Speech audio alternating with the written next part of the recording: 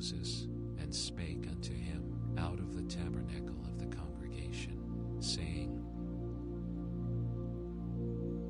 Speak unto the children of Israel, and say unto them, If any man of you bring an offering unto the Lord, ye shall bring your offering of the cattle, even of the flock.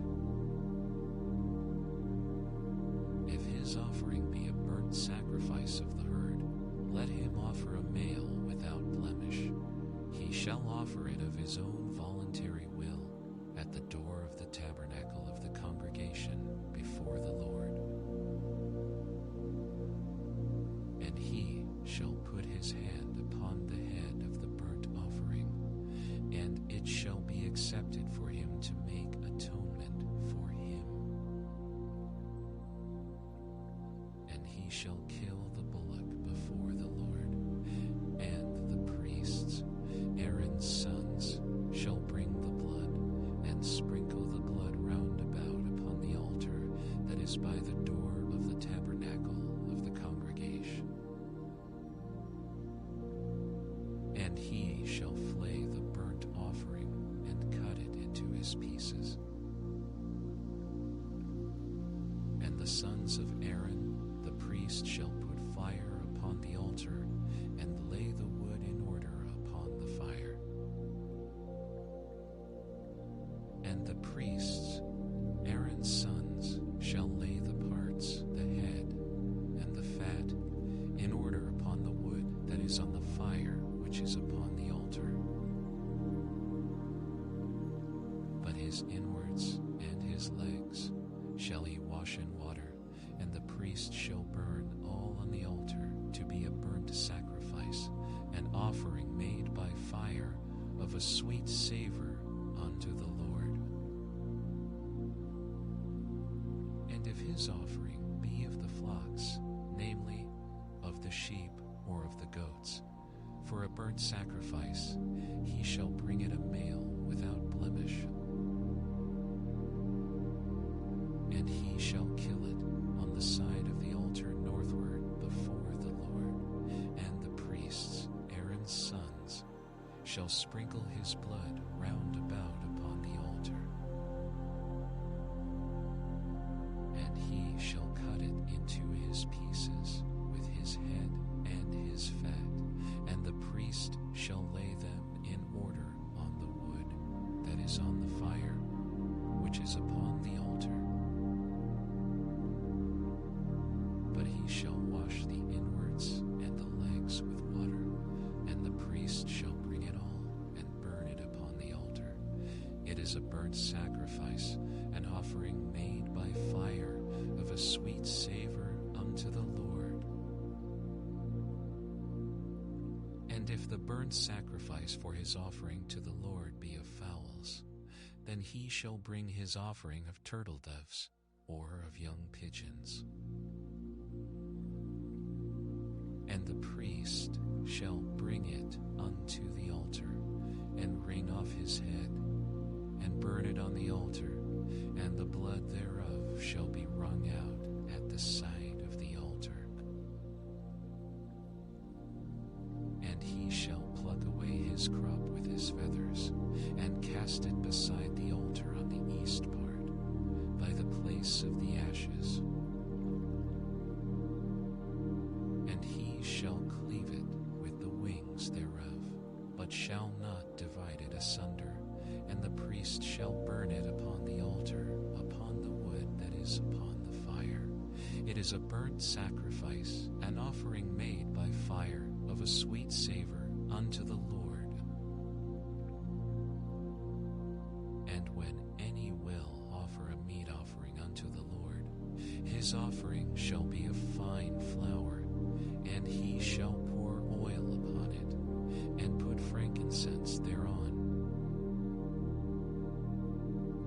And he shall bring it to Aaron's sons the priests, and he shall take thereout his handful of the flour thereof, and of the oil thereof, with all the frankincense thereof, and the priest shall burn the memorial of it upon the altar, to be an offering made by fire of a sweet savor unto the Lord.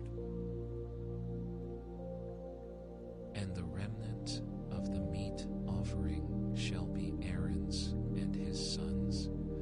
It is a thing most holy of the offerings of the Lord made by fire. And if thou bring an oblation of a meat offering bacon in the oven, it shall be unleavened cakes of fine flour mingled with oil, or unleavened wafers anointed with oil. And if thy oblation be a meat offering bacon in a pan, it shall be of fine flour unleavened, mingled with oil.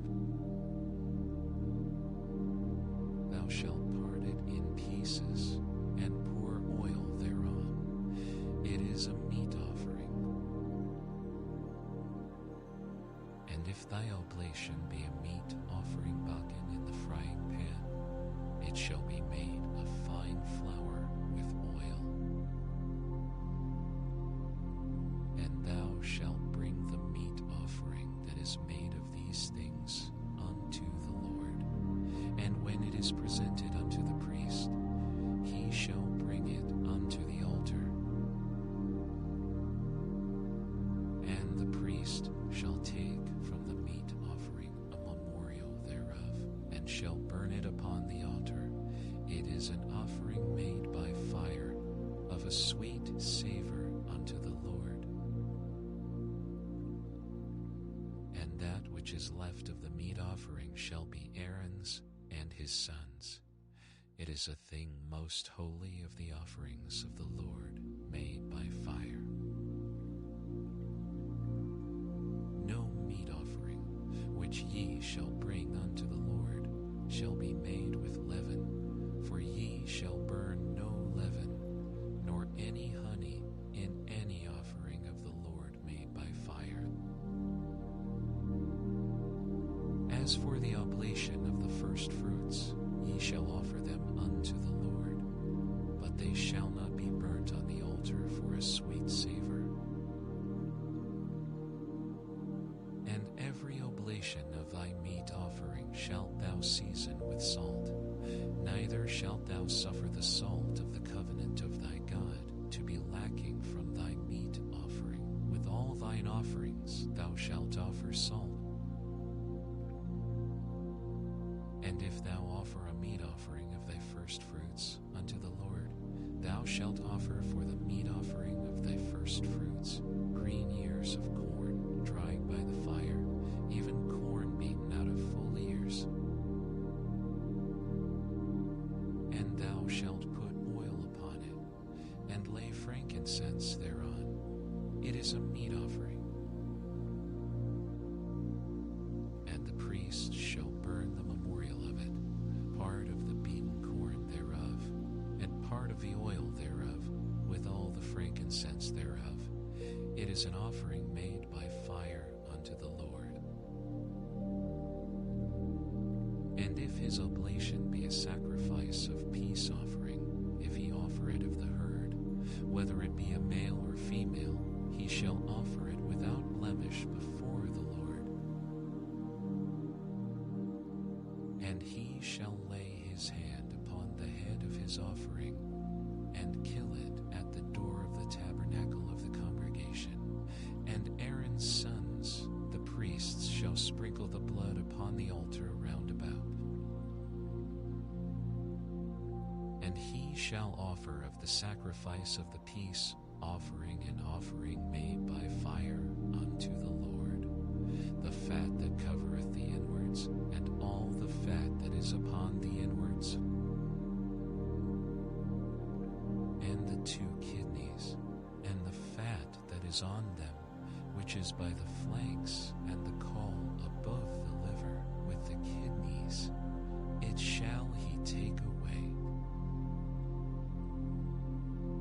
And Aaron's sons shall burn it on the altar upon the burnt sacrifice, which is upon the wood that is on the fire.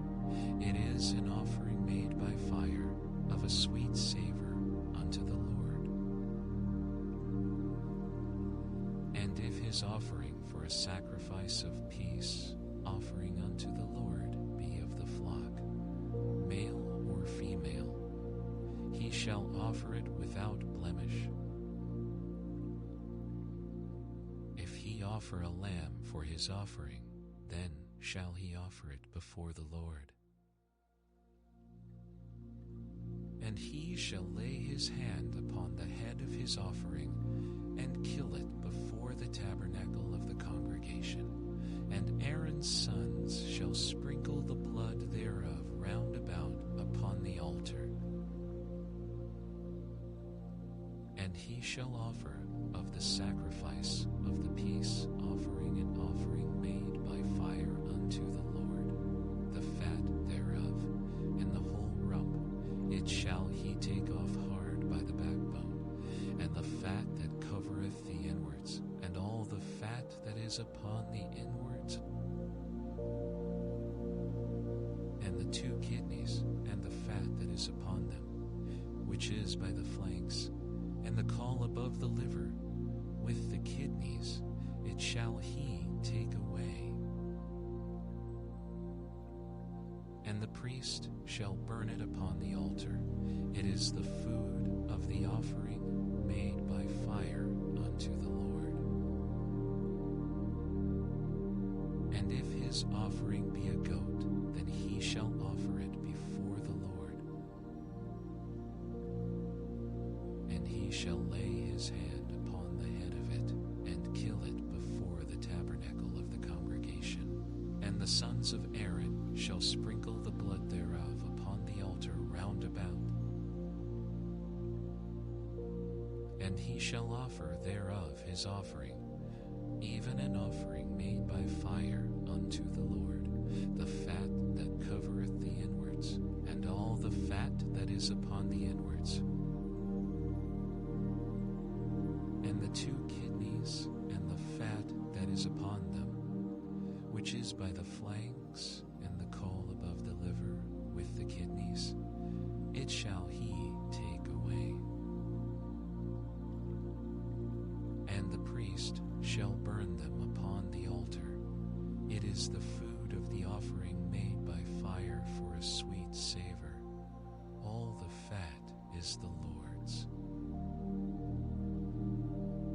It shall be a perpetual statute for your generations throughout all your dwellings, that ye eat neither fat nor blood. And the Lord spake unto Moses, saying, Speak unto the children of Israel, saying, If a soul shall sin through ignorance against any of the commandments of the Lord, concerning things which ought not to be done, and shall do against any of them, if the priest that is anointed do sin according to the sin of the people, then let him for his sin, which he hath sinned, a young bullock without blemish unto the Lord for a sin offering. And he shall bring the bullock unto the door of the tabernacle of the congregation before the Lord, and shall lay his hand upon the bullock's head, and kill the bullock before the Lord. And the priest that is anointed shall take of the bullock's blood, and bring it to the tabernacle of the congregation. And the priest shall dip his finger in the blood, and sprinkle of the blood 7 times before the Lord, before the veil of the sanctuary. And the priest shall put some of the blood upon the horns of the altar of sweet incense before the Lord, which is in the tabernacle of the congregation, and shall pour all the blood of the bullock at the bottom of the altar of the burnt offering, which is at the door of the tabernacle of the congregation. And he shall take off from it all the fat of the bullock for the sin offering, the fat that covereth the inwards, and all the fat that is upon the inwards, and the 2 kidneys, and the fat that is upon them, which is by the flanks, and the caul above the liver, with the it shall he take away, as it was taken off from the bullock of the sacrifice of peace offerings, and the priest shall burn them upon the altar of the burnt offering. And the skin of the bullock, and all his flesh, with his head, and with his legs, and his inwards, and his dome, even the whole bullock shall he carry forth without the camp unto a clean place, where the ashes are poured out, and burn him on the wood with fire. Where the ashes are poured out shall he be burned. And if the whole congregation of Israel sin through ignorance, and the thing be hid from the eyes of the assembly, and they have done somewhat against any of the commandments of the Lord concerning things which should not be done, and are guilty, when the sin which they have sinned against it is known, then the congregation shall offer a young bullock for the sin, and bring him before the tabernacle of the congregation. And the elders of the congregation shall lay their hands upon the head of the bullock before the Lord, and the bullock shall be killed before the Lord. And the priest that is anointed shall bring of the bullock's blood to the tabernacle of the congregation. And the priest shall dip his finger in some of the blood, and sprinkle it 7 times before the Lord, even before the veil. And he shall put some of the blood upon the horns of the altar, which is before the Lord, that is in the tabernacle of the congregation, and shall pour out all the blood at the bottom of the altar of the burnt offering, which is at the door of the tabernacle of the congregation. And he shall take all his fat from him, and burn it upon the altar. And he shall do with the bullock as he did with the bullock for a sin offering, so shall he do with this. And the priest shall make an atonement for them, and it shall be forgiven them. And he shall carry forth the bullock without the camp, and burn him as he burned the first bullock. It is a sin offering for the congregation. When a ruler hath sinned, and done somewhat through ignorance against any of the commandments of the Lord his God concerning things which should not be done, and is guilty, or if his sin, wherein he hath sinned, come to his knowledge, he shall bring his offering, a kid of the goats, a male without blemish. And he shall lay his hand upon the head of the goat, and kill it in the place where they kill the burnt offering before the Lord. It is a sin offering. And the priest shall take of the blood of the sin offering with his finger, and put it upon the horns of the altar of burnt offering, and shall pour out his blood at the bottom of the altar of burnt offering. And he shall burn all his fat upon the altar, as the fat of the sacrifice of peace offerings. And the priest shall make an atonement for him as concerning his sin, and it shall be forgiven him. And if any one of the common people sin through ignorance, while he doeth somewhat against any of the commandments of the Lord concerning things which ought not to be done, and be guilty, or if his sin, which he hath sinned, come to his knowledge, then he shall bring his offering, a kid of the goats, a female without blemish, for his sin which he hath sinned. And he shall lay his hand upon the head of the sin offering, and slay the sin offering in the place of the burnt offering. And the priest shall take of the blood thereof with his finger, and put it upon the horns of the altar of burnt offering, and shall pour out all the blood thereof at the bottom of the altar. And he shall take away all the fat thereof, as the fat is taken away from off the sacrifice of peace offerings, and the priest shall burn it upon the altar for a sweet savor unto the Lord. And the priest shall make an atonement for him, and it shall be forgiven him. And if he bring a lamb for a sin offering, he shall bring it a female without blemish. And he shall lay his hand upon the head of the sin offering, and slay it for a sin offering in the place where they kill the burnt offering. And the priest shall take of the blood of the sin offering with his finger, and put it upon the horns of the altar of burnt offering, and shall pour out all the blood thereof at the bottom of the altar. And he shall take away all the fat thereof, as the fat of the lamb is taken away from the sacrifice of the peace offerings. And the priest shall burn them upon the altar, according to the offerings made by fire unto the Lord. And the priest shall make an atonement for his sin that he hath committed, and it shall be forgiven him.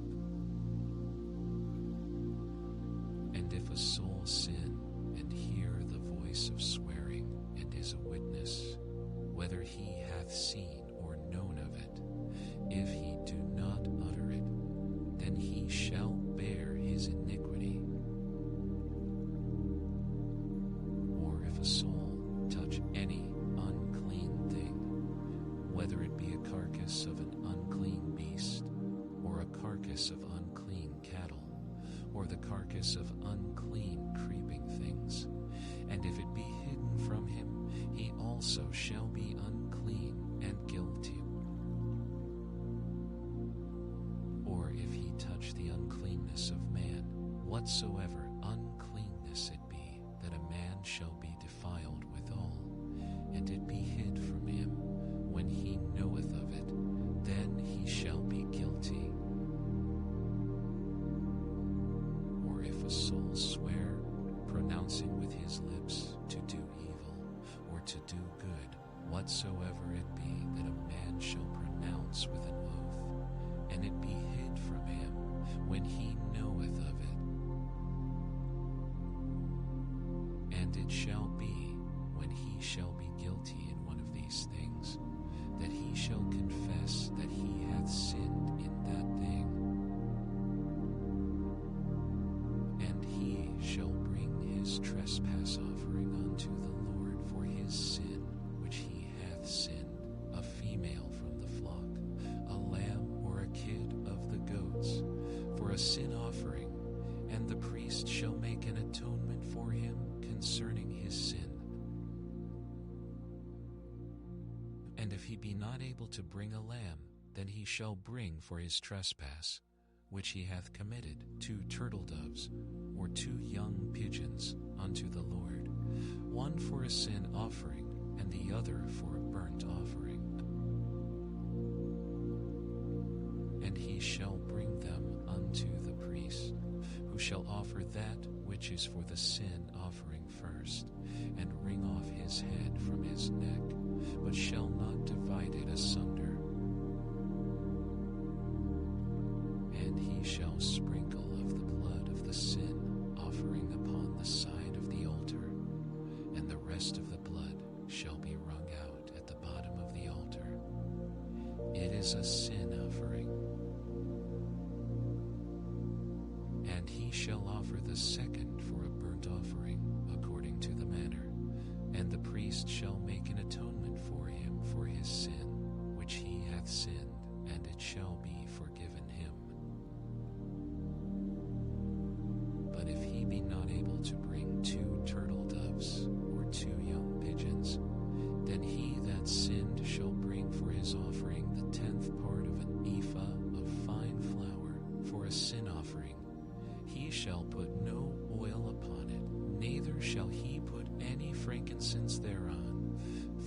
is a sin offering. Then shall he bring it to the priest, and the priest shall take his handful of it, even a memorial thereof, and burn it on the altar, according to the offerings made by fire unto the Lord. It is a sin offering. And the priest shall make an atonement for him, as touching his sin that he hath sinned in one of these, and it shall be forgiven him, and the remnant shall be the priest's as a meat offering.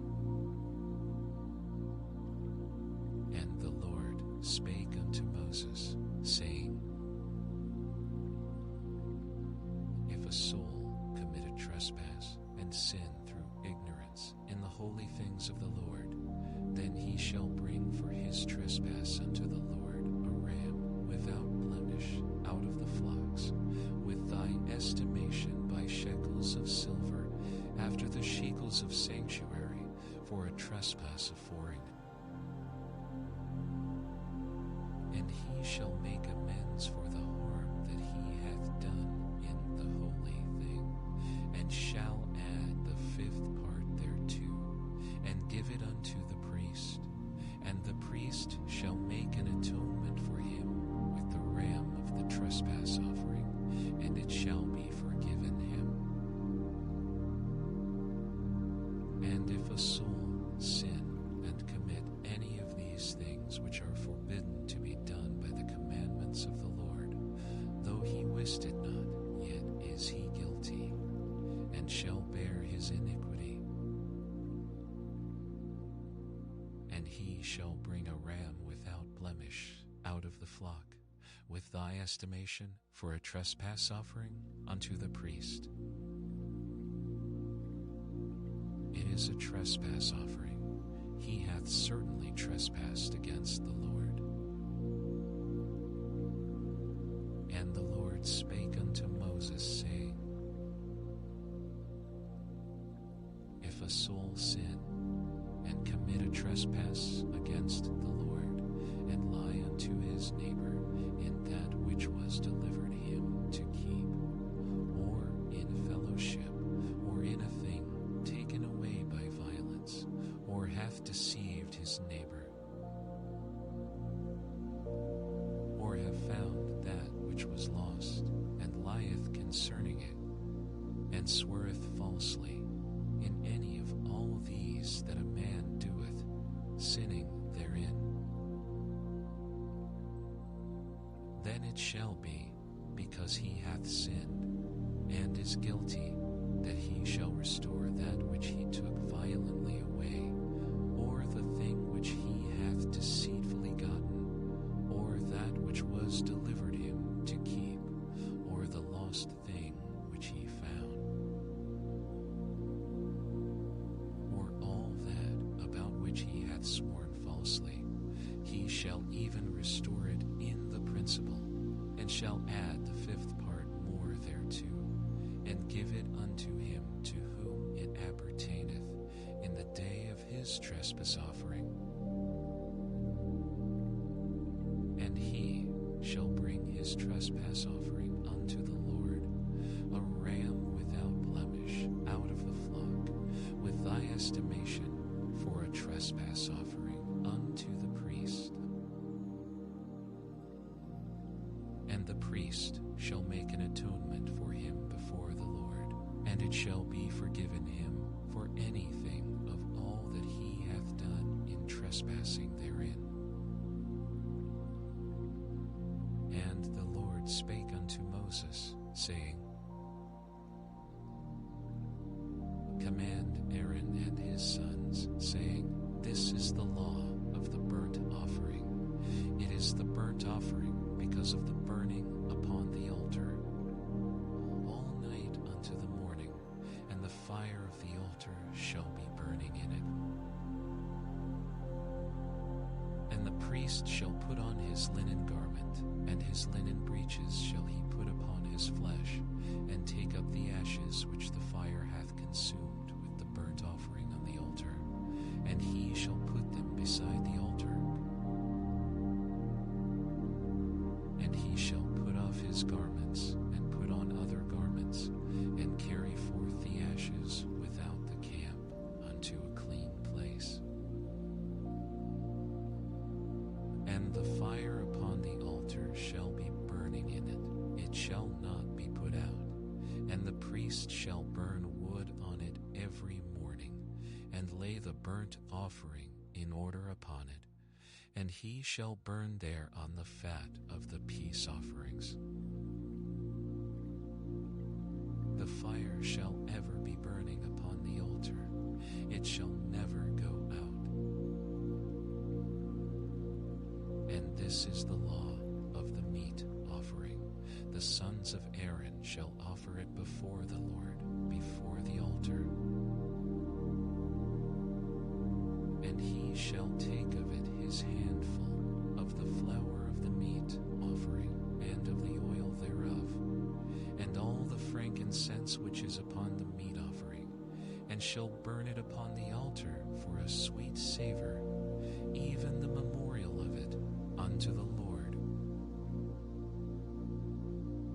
And the remainder thereof shall Aaron and his sons eat.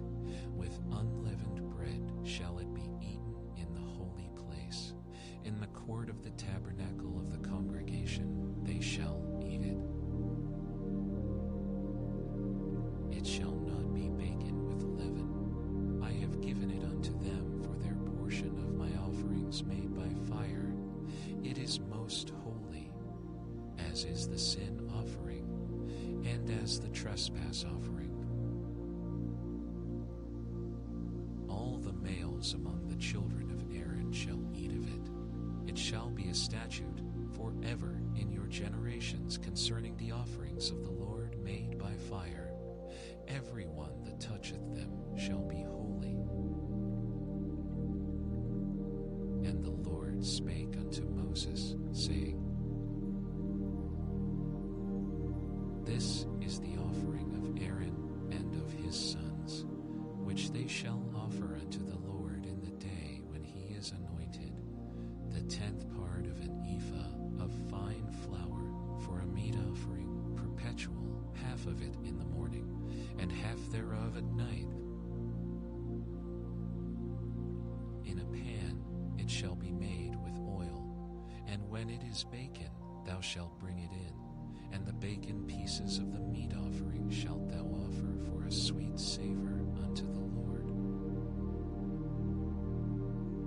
And the priest of his sons that is anointed in his stead shall offer it. It is a statute forever unto the Lord. It shall be wholly burnt. For every meat offering for the priest shall be wholly burnt. It shall not be eaten. And the Lord spake unto Moses, saying, Speak unto Aaron and to his sons, saying, This is the law of the sin offering. In the place where the burnt offering is killed, shall the sin offering be killed before the Lord. It is most holy. The priest that offereth it for sin shall eat it. In the holy place shall it be eaten, in the court of the tabernacle of the congregation. Whatsoever shall touch the flesh thereof shall be holy, and when there is sprinkled of the blood thereof upon any garment, thou shalt wash that whereon it was sprinkled in the holy place. But the earthen vessel wherein it is sodden shall be broken, and if it be sodden in a brasen pot, it shall be both scoured and rinsed in water. All the males among the priests shall eat thereof. It is most holy. And no sin offering whereof any of the blood is brought into the tabernacle of the congregation to reconcile withal in the holy place shall be eaten. It shall be burnt in the fire. Likewise, this is the law of the trespass offering. It is most holy. In the place where they kill the burnt offering shall they kill the trespass offering, and the blood thereof shall he sprinkle round about upon the altar. And he shall offer of it all the fat thereof, the rump and the fat that covereth the inwards,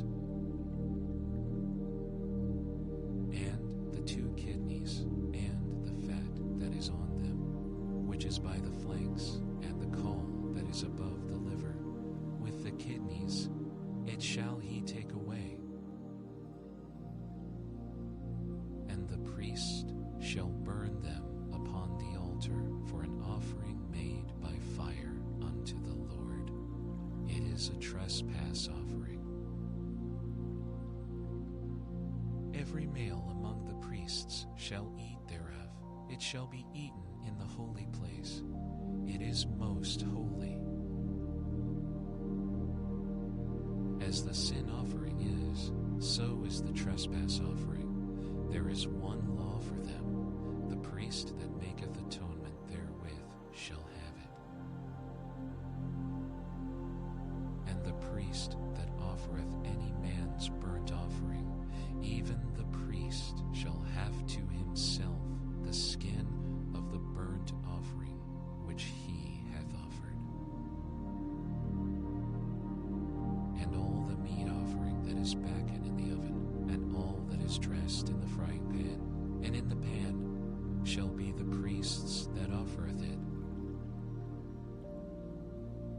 And every meat offering, mingled with oil and dry, shall all the sons of Aaron have, one as much as another. And this is the law of the sacrifice of peace offerings, which he shall offer unto the Lord. If he offer it for thanksgiving, then he shall offer with the sacrifice of thanksgiving unleavened cakes, mingled with oil, and unleavened wafers, anointed with oil, and cakes mingled with oil, of fine flour fried. Besides the cakes, he shall offer for his offering leavened bread with the sacrifice of thanksgiving of his peace offerings. And of it he shall offer one out of the whole oblation for an heave offering unto the Lord, and it shall be the priest's that sprinkleth the blood of the peace offerings. And the flesh of the sacrifice of his peace offerings for thanksgiving shall be eaten the same day that it is offered. He shall not leave any of it until the morning. But if the sacrifice of his offering be a vow, or a voluntary offering, it shall be eaten the same day that he offereth his sacrifice, and on the morrow also the remainder of it shall be eaten. But the remainder of the flesh of the sacrifice on the 3rd day shall be burnt with fire.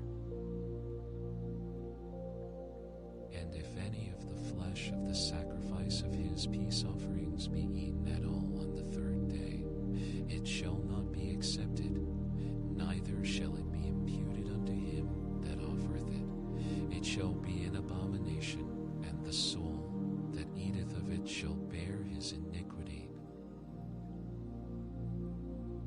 And the flesh that toucheth any unclean thing shall not be eaten. It shall be burnt with fire. And as for the flesh, all that be clean shall eat thereof.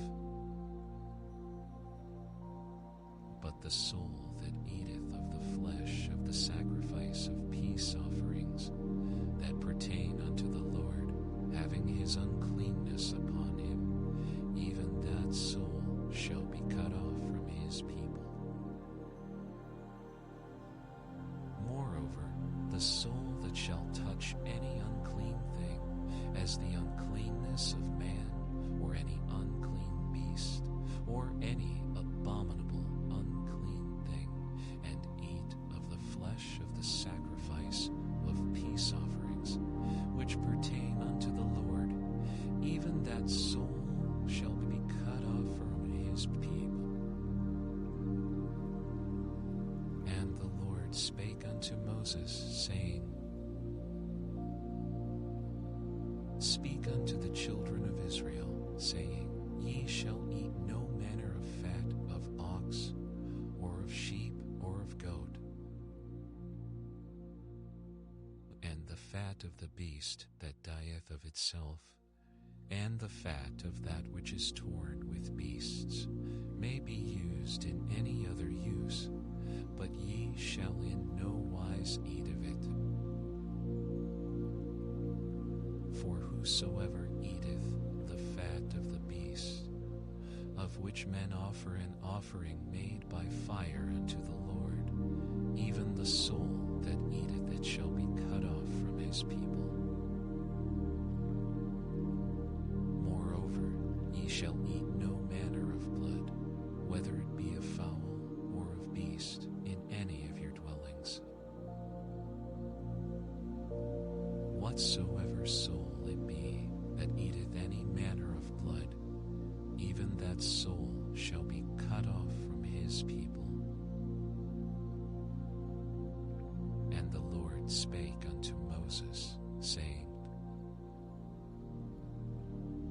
Speak unto the children of Israel, saying, He that offereth the sacrifice of his peace offerings unto the Lord shall bring his oblation unto the Lord of the sacrifice of his peace offerings. His own hands shall bring the offerings of the Lord made by fire, the fat with the breast. It shall he bring, that the breast may be waved for a wave offering before the Lord. And the priest shall burn the fat upon the altar, but the breast shall be Aaron's and his sons. And the right shoulder shall ye give unto the priest for an heave offering of the sacrifices of your peace offerings. He among the sons of Aaron that offereth the blood of the peace offerings and the fat shall have the right shoulder for his part. For the wave breast and the heave shoulder have I taken of the children of Israel from off the sacrifices of their peace offerings, and have given them unto Aaron the priest, and unto his sons by a statute forever from among the children of Israel.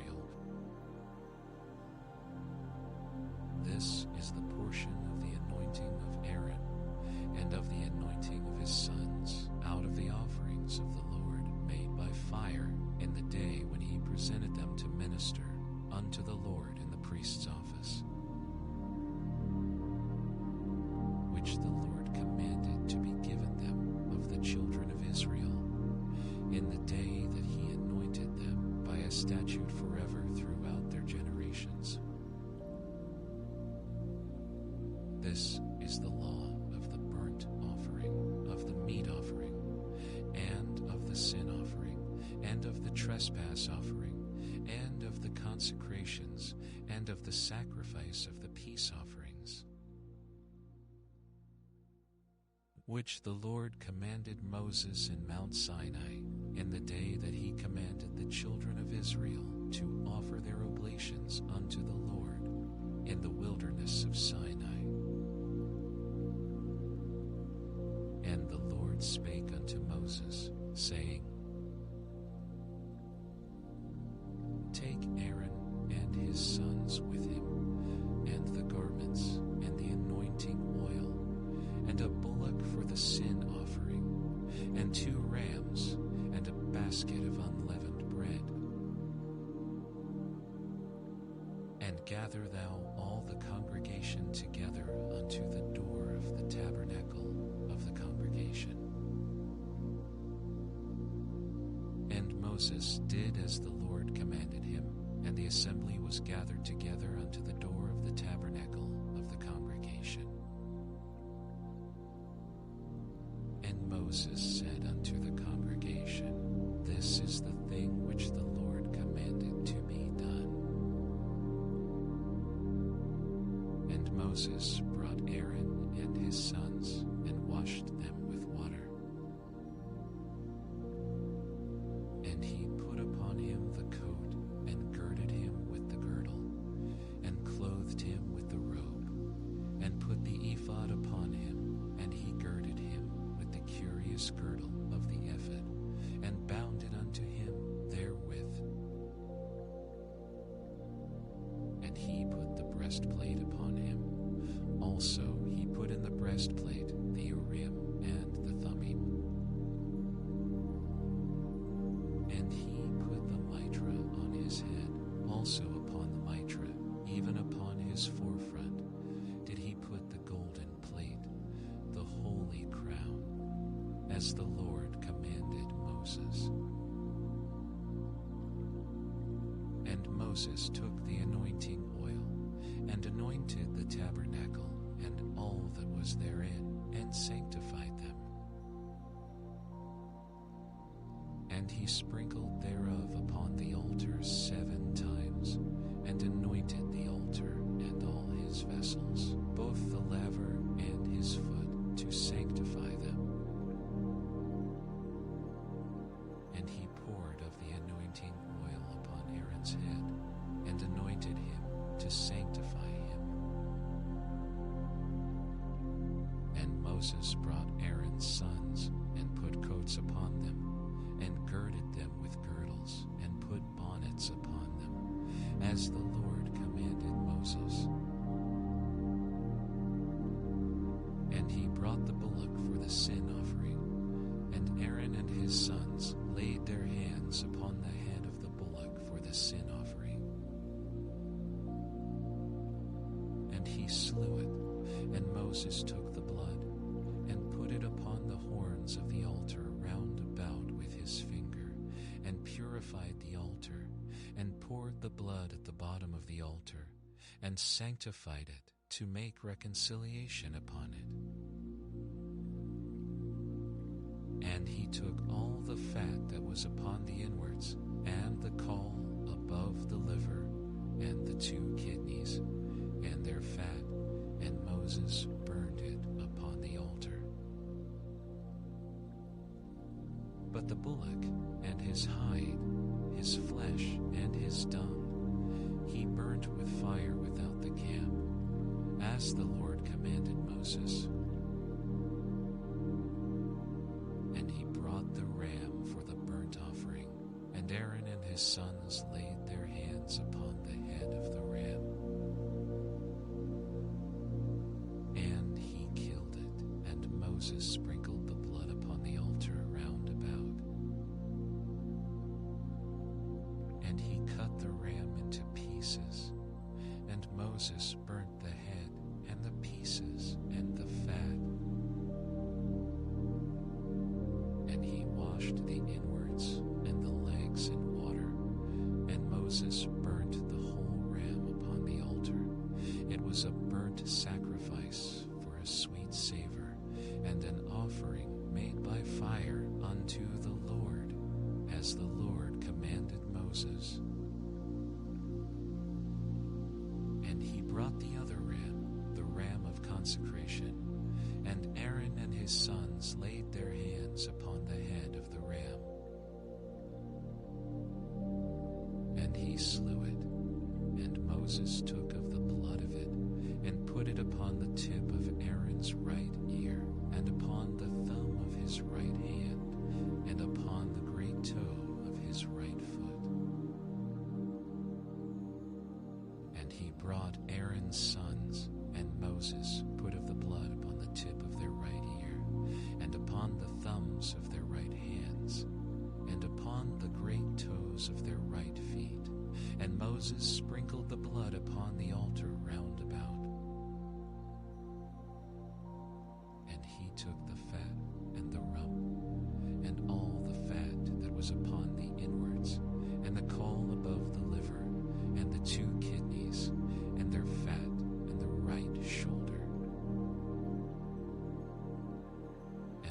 the basket of unleavened bread that was before the Lord, he took 1 unleavened cake, and a cake of oiled bread, and 1 wafer, and put them on the fat and upon the right shoulder. And he put all upon Aaron's hands, and upon his sons' hands, and waved them for a wave offering before the Lord. And Moses took them from off their hands, and burnt them on the altar upon the burnt offering. They were consecrations for a sweet savor. It is an offering made by fire unto the Lord. And Moses took the breast, and waved it for a wave offering before the Lord. For of the ram of consecration it was Moses' part, as the Lord commanded Moses.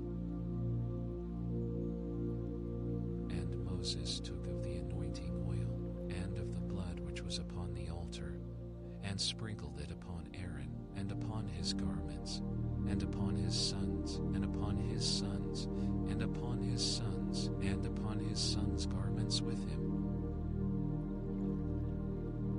And Moses said unto Aaron and to his sons, Boil the flesh at the door of the tabernacle of the congregation, and there eat it with the bread that is in the basket of consecrations, as I commanded, saying, Aaron and his sons shall eat it. And that which remaineth of the flesh and of the bread shall ye burn with fire. And ye shall not go out of the door of the tabernacle of the congregation in 7 days, until the days of your consecration be at an end. For 7 days shall he consecrate you. As he hath done this day, so the Lord hath commanded to do, to make an atonement for you. Therefore shall ye abide at the door of the tabernacle of the congregation day and night 7 days, and keep the charge of the Lord, that ye die not, for so I am commanded. So Aaron and his sons did all things which the Lord commanded by the hand of Moses. And it came to pass on the 8th day that Moses called Aaron and his sons, and the elders of Israel. And he said unto Aaron, Take thee a young calf for a sin offering, and a ram for a burnt offering, without blemish, and offer them before the Lord. And unto the children of Israel thou shalt speak, saying, Take ye a kid of the goats for a sin offering, and a calf and a lamb, both of the first year, without blemish, for a burnt offering. Also a bullock and a ram for peace offerings, to sacrifice before the Lord, and a meat offering mingled with oil, for today the Lord will appear unto you. And they brought that which Moses commanded before the tabernacle of the congregation, and all the congregation drew near and stood before the Lord. And Moses said, This is the thing which the Lord commanded that ye should do, and the glory of the Lord shall appear unto you. And Moses said unto Aaron, Go unto the altar, and offer thy sin offering and thy burnt offering, and make an atonement for thyself and for the people, and offer the offering of the people, and make an atonement for them, as the Lord commanded.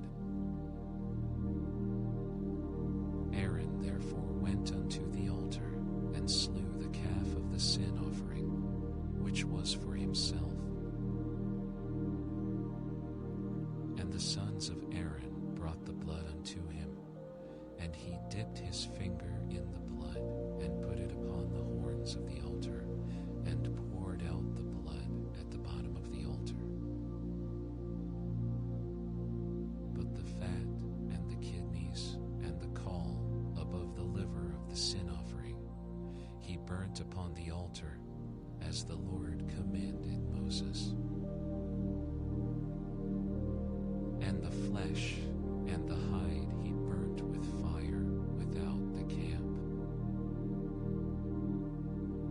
And he slew the burnt offering, and Aaron's sons presented unto him the blood, which he sprinkled round about upon the altar. And they presented the burnt offering unto him with the pieces thereof, and the head, and he burnt them upon the altar. And he did wash the inwards and the legs, and burnt them upon the burnt offering on the altar.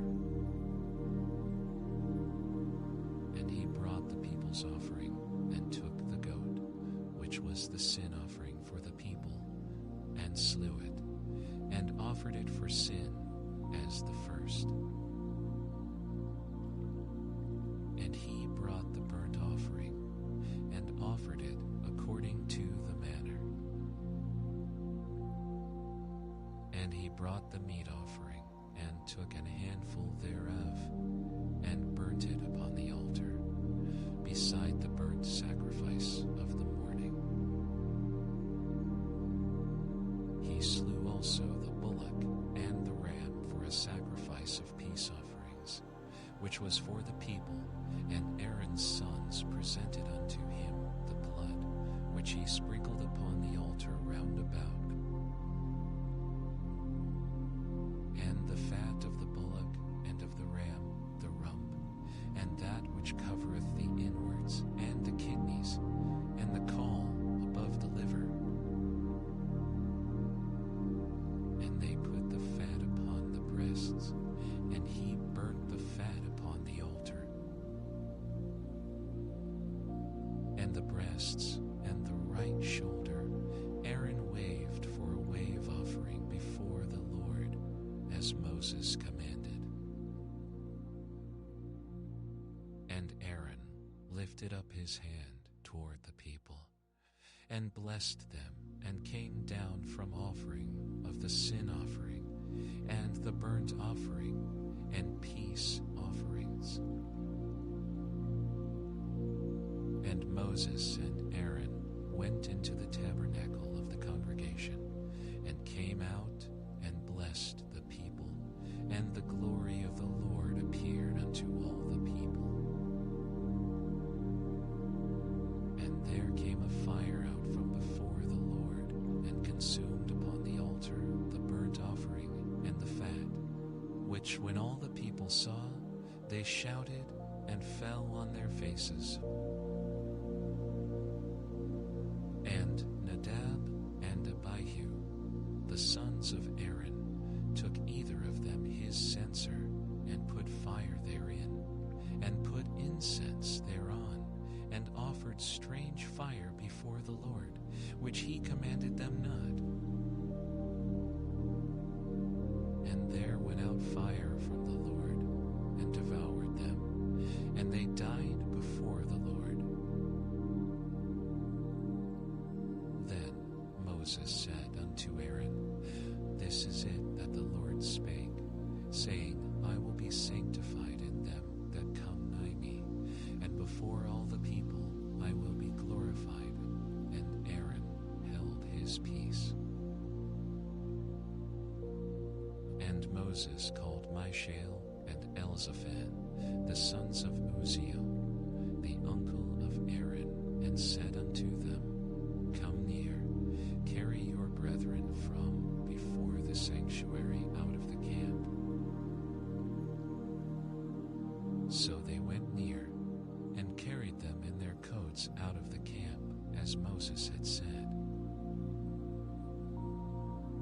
And Moses said unto Aaron, and unto Eleazar, and unto Ithamar, his sons, Uncover not your heads, neither rend your clothes, lest ye die, and lest wrath come upon all the people.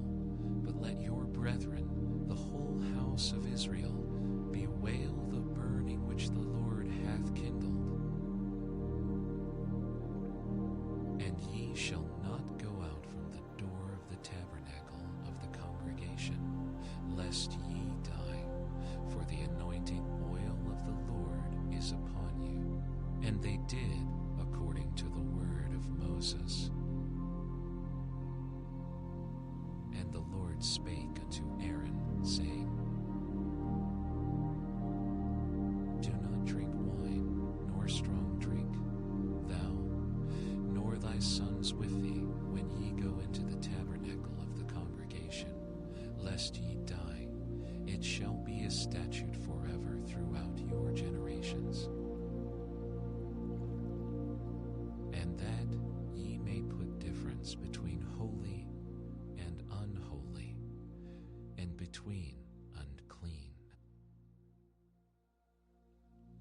And that ye may teach the children of Israel all the statutes which the Lord hath spoken unto them by the hand of Moses. And Moses spake unto Aaron, and unto Eleazar, and unto Ithamar, his sons that were left, Take the meat offering that remaineth of the offerings of the Lord made by fire, and eat it without leaven beside the altar. And ye shall eat it in the holy place, because it is thy due, and thy sons' due, of the sacrifices of the Lord made by fire, for so I am commanded.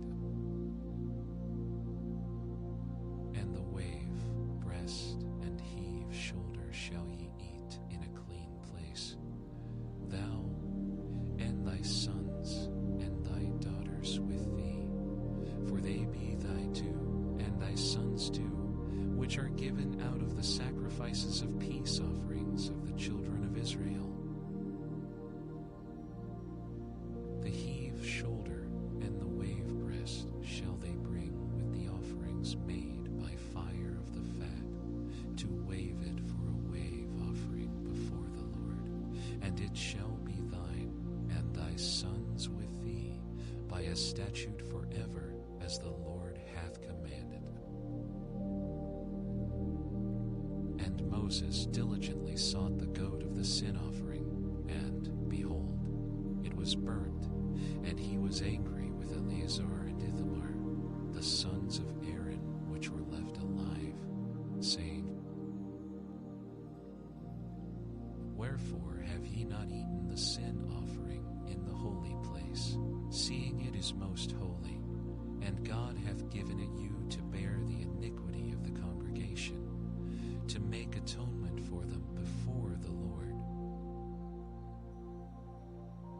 Behold, the blood of it was not brought in within the holy place. Ye should indeed have eaten it in the holy place, as I commanded.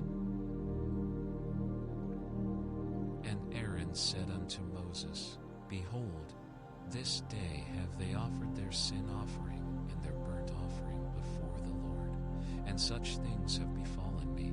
And if I had eaten the sin offering today, should it have been accepted in the sight of the Lord? And when Moses heard that, he was content. And the Lord spake unto Moses and to Aaron, saying unto them, Speak unto the children of Israel, saying, These are the beasts which ye shall eat among all the beasts that are on the earth. Whatsoever parteth the hoof, and is cloven-footed, and cheweth the cud among the beasts, that shall ye eat. Nevertheless, these shall ye not eat of them that chew the cud, or of them that divide the hoof, as the camel, because he cheweth the cud, but divideth not the hoof, he is unclean unto you. And the coney, because he cheweth the cud, but divideth not the hoof, he is unclean unto you. And the hare, because he cheweth the cud, but divideth not the hoof, he is unclean unto you. And the swine, though he divide the hoof, and be cloven-footed, yet he cheweth not the cud, he is unclean to you. Of their flesh shall ye not eat, and their carcass shall ye not touch, they are unclean to you. These shall ye eat of all that are in the waters, whatsoever hath fins and scales in the waters, in the seas and in the rivers, them shall ye eat. And all that have not fins and scales in the seas and in the rivers, of all that move in the waters, and of any living thing which is in the waters, they shall be an abomination unto you. They shall be even an abomination unto you. Ye shall not eat of their flesh, but ye shall have their carcasses in abomination. Whatsoever hath no fins nor scales in the waters, that shall be an abomination unto you. And these are they which ye shall have an abomination among the fowls, they shall not be eaten, they are an abomination, the eagle and the ossifrage and the osprey,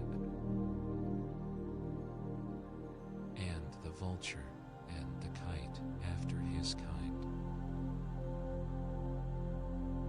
every raven after his kind, and the owl and the nighthawk and the cuckoo and the hawk after his kind, and the little owl and the cormorant and the great owl, and the swan and the pelican and the gear eagle, and the stork, the heron after her kind, and the lapwing and the bat. All fowls that creep, going upon all four, shall be an abomination unto you. Yet these may ye eat of every flying, creeping thing that goeth upon all four, which have legs above their feet, to leap withal upon the earth. Even these of them ye may eat, the locust after his kind, and the bald locust after his kind, and the beetle after his kind, and the grasshopper after his kind. But all other flying, creeping things which have 4 feet shall be an abomination unto you. And for these ye shall be unclean. Whosoever toucheth the carcass of them shall be unclean until the even. And whosoever beareth aught of the carcass of them shall wash his clothes, and be unclean until the even. The carcasses of every beast which divideth the hoof, and is not cloven-footed, nor cheweth the cud, are unclean unto you. Every one that toucheth them shall be unclean. And whatsoever goeth upon his paws, among all manner of beasts that go on all 4, those are unclean unto you. Whoso toucheth their carcass shall be unclean until the even. And he that beareth the carcass of them shall wash his clothes, and be unclean until the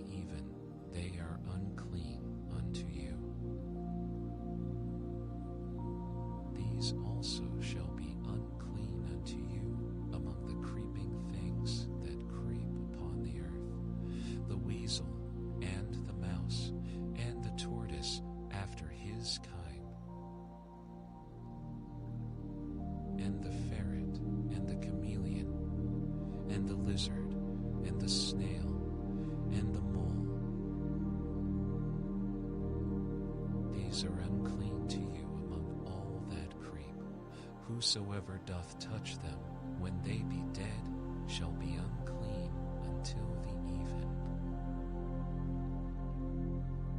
And upon whatsoever any of them, when they are dead, doth fall, it shall be unclean, whether it be any vessel of wood, or raiment, or skin, or sack, whatsoever vessel it be, wherein any work is done, it must be put into water, and it shall be unclean until the even, so it shall be cleansed. And every earthen vessel, whereinto any of them falleth, whatsoever is in it shall be unclean, and ye shall break it. Of all meat which may be eaten, that on which such water cometh shall be unclean, and all drink that may be drunk in every such vessel shall be unclean. And everything whereupon any part of their carcass falleth shall be unclean, whether it be oven or ranges for pots, they shall be broken down, for they are unclean, and shall be unclean unto you. Nevertheless, a fountain or pit, wherein there is plenty of water, shall be clean, but that which toucheth their carcass shall be unclean. And if any part of their carcass fall upon any sowing seed which is to be sown, it shall be clean. But if any water be put upon the seed, and any part of their carcass fall thereon, it shall be unclean unto you. And if any beast of which ye may eat die, he that toucheth the carcass thereof shall be unclean until the even. And he that eateth of the carcass of it shall wash his clothes, and be unclean until the even. He also that beareth the carcass of it shall wash his clothes, and be unclean until the even. And every creeping thing that creepeth upon the earth shall be an abomination. It shall not be eaten. Whatsoever goeth upon the belly, and whatsoever goeth upon all four, or whatsoever hath more feet among all creeping things that creep upon the earth, them ye shall not eat, for they are an abomination. Ye shall not make yourselves abominable with any creeping thing that creepeth, neither shall ye make yourselves unclean with them, that ye should be defiled thereby. For I am the Lord your God. Ye shall therefore sanctify yourselves, and ye shall be holy, for I am holy. Neither shall ye defile yourselves with any manner of creeping thing that creepeth upon the earth. For I am the Lord that bringeth you up out of the land of Egypt to be your God. Ye shall therefore be holy, for I am holy. This is the law of the beasts and of the fowl, and of every living creature that moveth in the waters, and of every creature that creepeth upon the earth, to make a difference between the unclean and the clean, and between the beast that may be eaten and the beast that may not be eaten. And the Lord spake unto Moses, saying, Speak unto the children of Israel, saying, If a woman have conceived seed, and born a man child, then she shall be unclean 7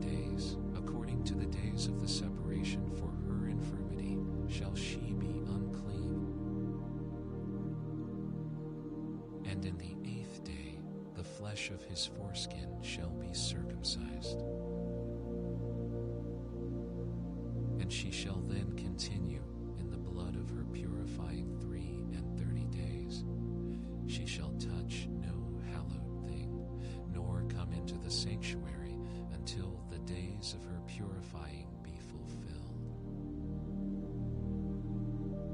But if she bear a maid child, then she shall be unclean 2 weeks, as in her separation, and she shall continue in the blood of her purifying 66 days.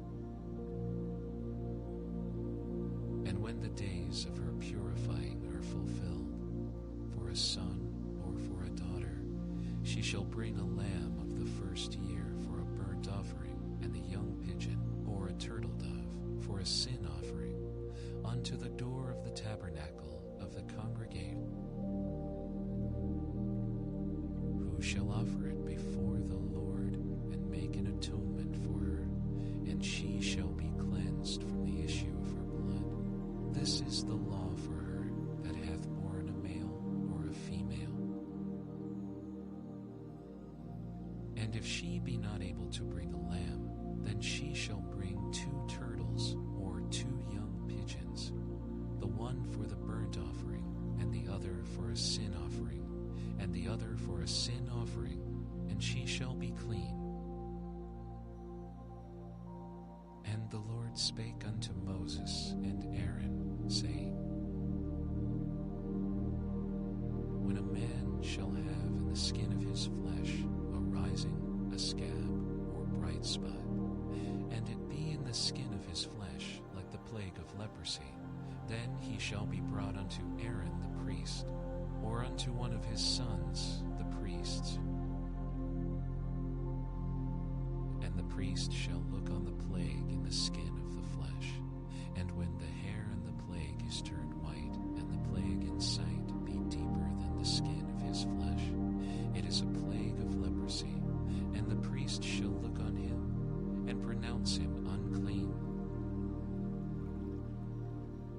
If the bright spot be white in the skin of his flesh, and in sight be not deeper than the skin, and the hair thereof be not turned white, then the priest shall shut up him that hath the plague 7 days. And the priest shall look on him the 7th day, and behold, if the plague in his sight be at a stay, and the plague spread not in the skin, then the priest shall shut him up 7 days more. And the priest shall look on him again the 7th day, and behold, if the plague be somewhat dark, and the plague spread not in the skin, the priest shall pronounce him clean. It is but a scab, and he shall wash his clothes and be clean. But if the scab spread much abroad in the skin, after that he hath been seen of the priest for his cleansing, he shall be seen of the priest again. And if the priest see that, behold, the scab spreadeth in the skin, then the priest shall pronounce him unclean. It is a leprosy. When the plague of leprosy is in a man, then he shall be brought unto the priest. And the priest shall see him, and behold, if the rising be white in the skin, and it have turned the hair white, and there be quick raw flesh in the rising, it is an old leprosy in the skin of his flesh, and the priest shall pronounce him unclean, and shall not shut him up, for he is unclean. And if a leprosy break out abroad in the skin, and the leprosy cover all the skin of him that hath the plague from his head even to his foot, wheresoever the priest looketh, then the priest shall consider, and behold, leprosy have covered all his flesh, he shall pronounce him clean that hath the plague. It is all turned white, he is clean.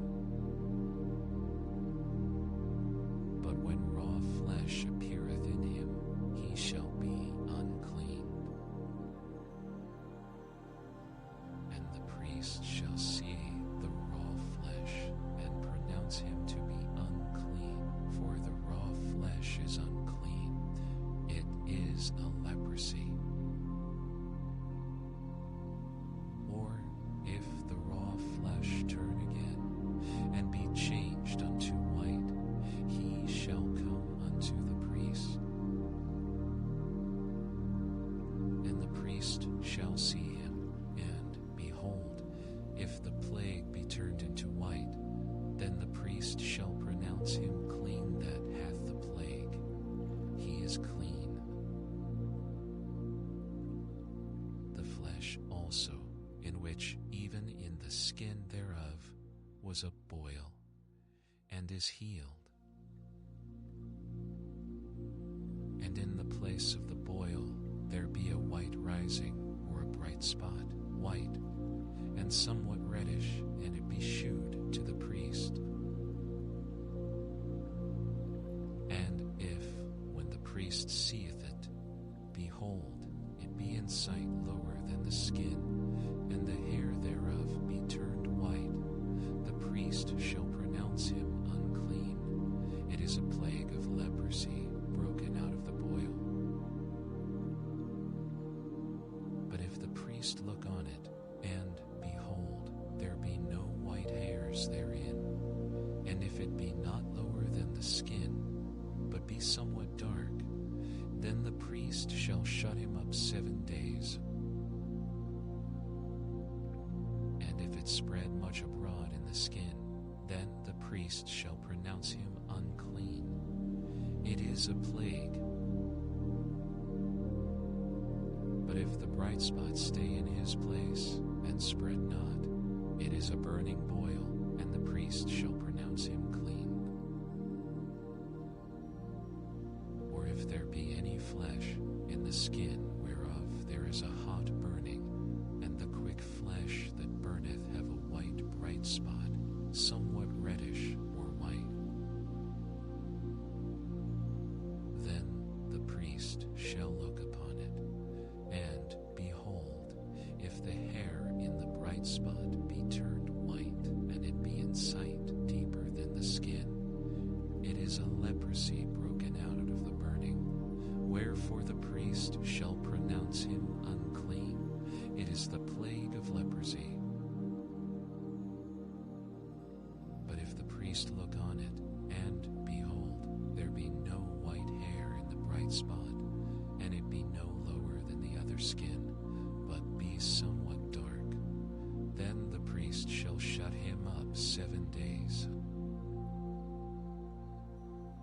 And the priest shall look upon him the 7th day, and if it be spread much abroad in the skin, then the priest shall pronounce him unclean. It is the plague of leprosy.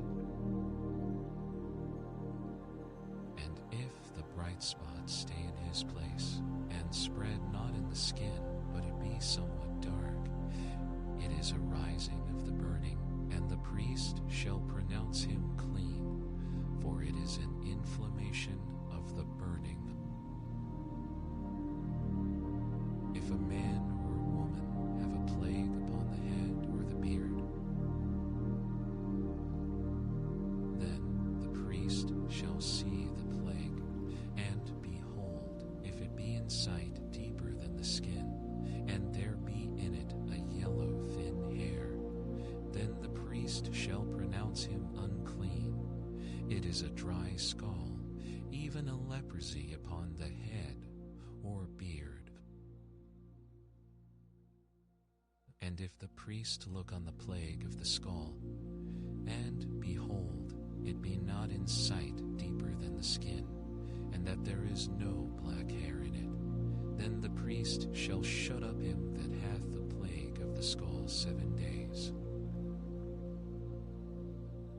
And And in the seventh day the priest shall look on the plague, and behold, if the skull spread not, and there be in it no yellow hair, and the skull be not in sight deeper than the skin,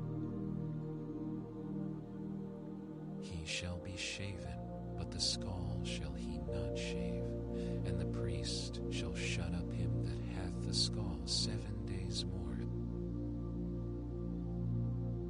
And in the seventh day the priest shall look on the skull, and behold, if the skull be not spread in the skin, nor be in sight deeper than the skin, then the priest shall pronounce him clean.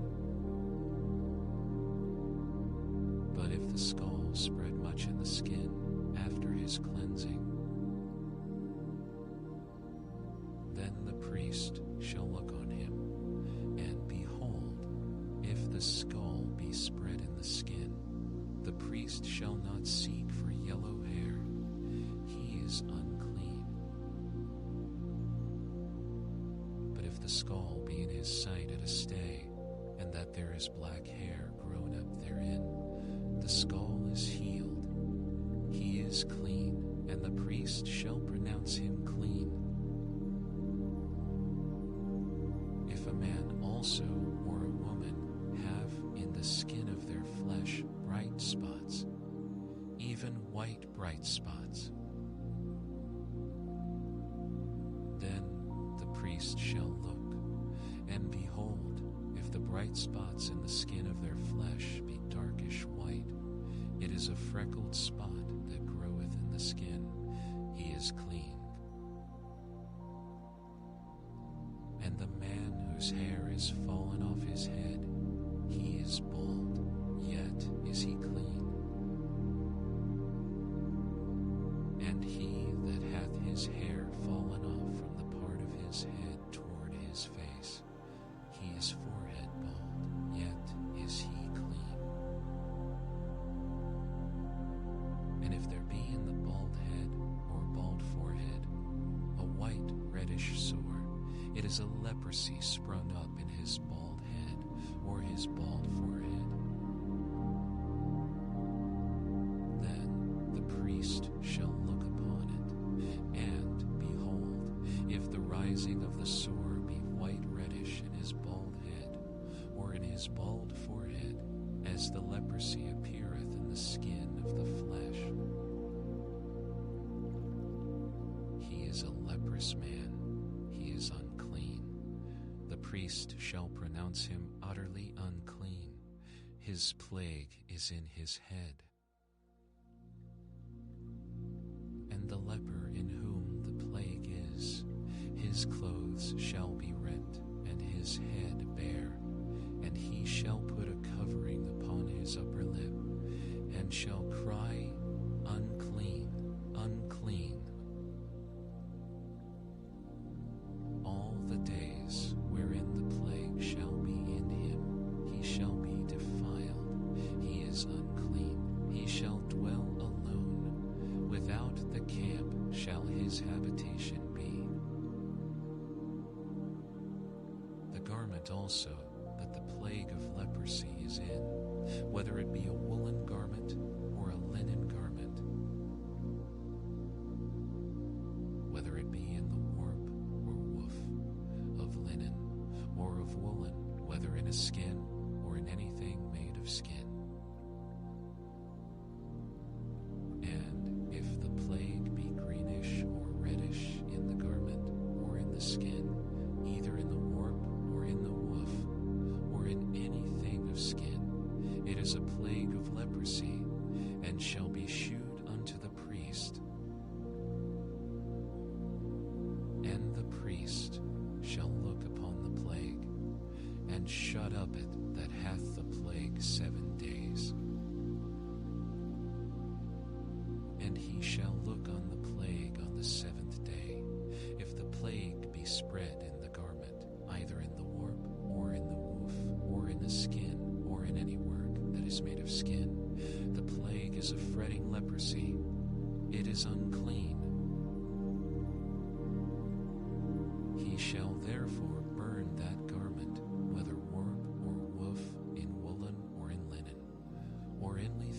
of skin wherein the plague is, for it is a fretting leprosy. It shall be burnt in the fire. And if the priest shall look, and behold, the plague be not spread in the garment, either in the warp or in the woof, or in anything of skin,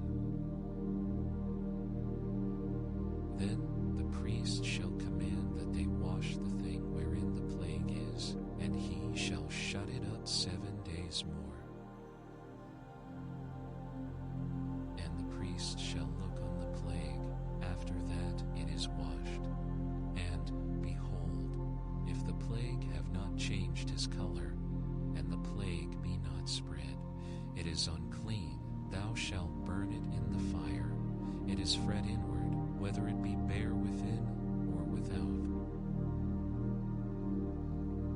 And if the priest look, and behold, the plague be somewhat dark after the washing of it, then he shall rend it out of the garment, or out of the skin, or out of the warp, or out of the woof.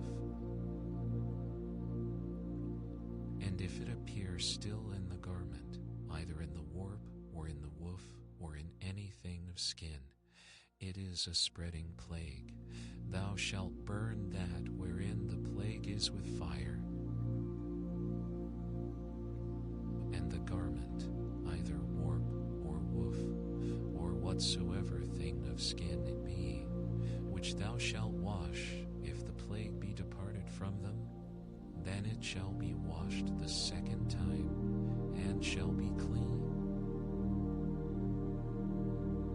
This is the law of the plague of leprosy in a garment of woolen or linen, either in the warp or woof, or anything of skins, to pronounce it clean, or to pronounce it unclean.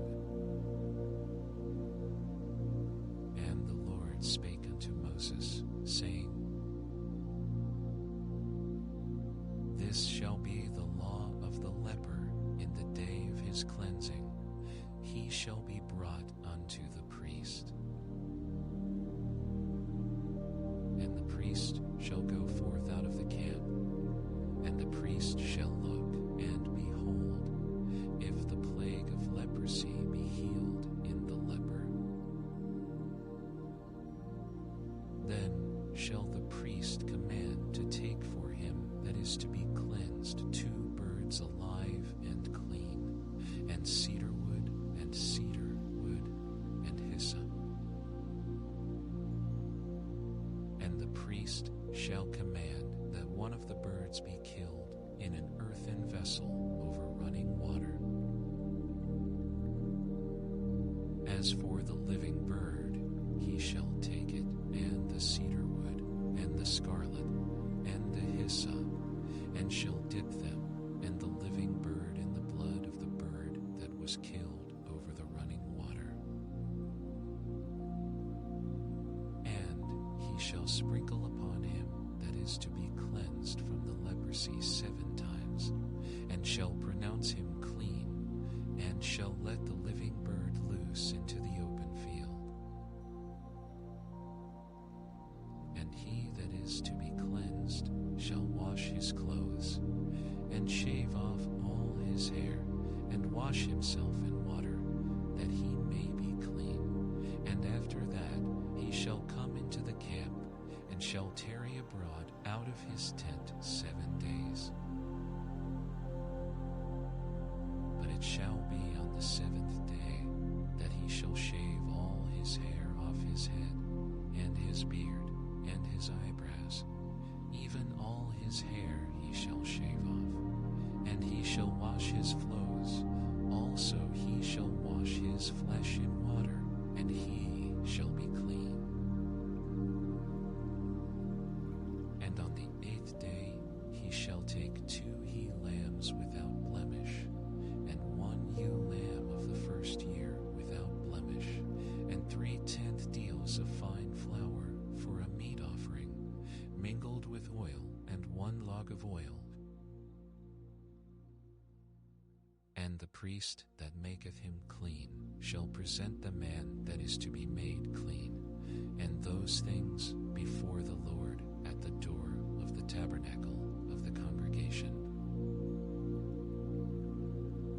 And the priest shall take one he-lamb and offer him for a trespass offering and the log of oil, and wave them for a wave offering before the Lord.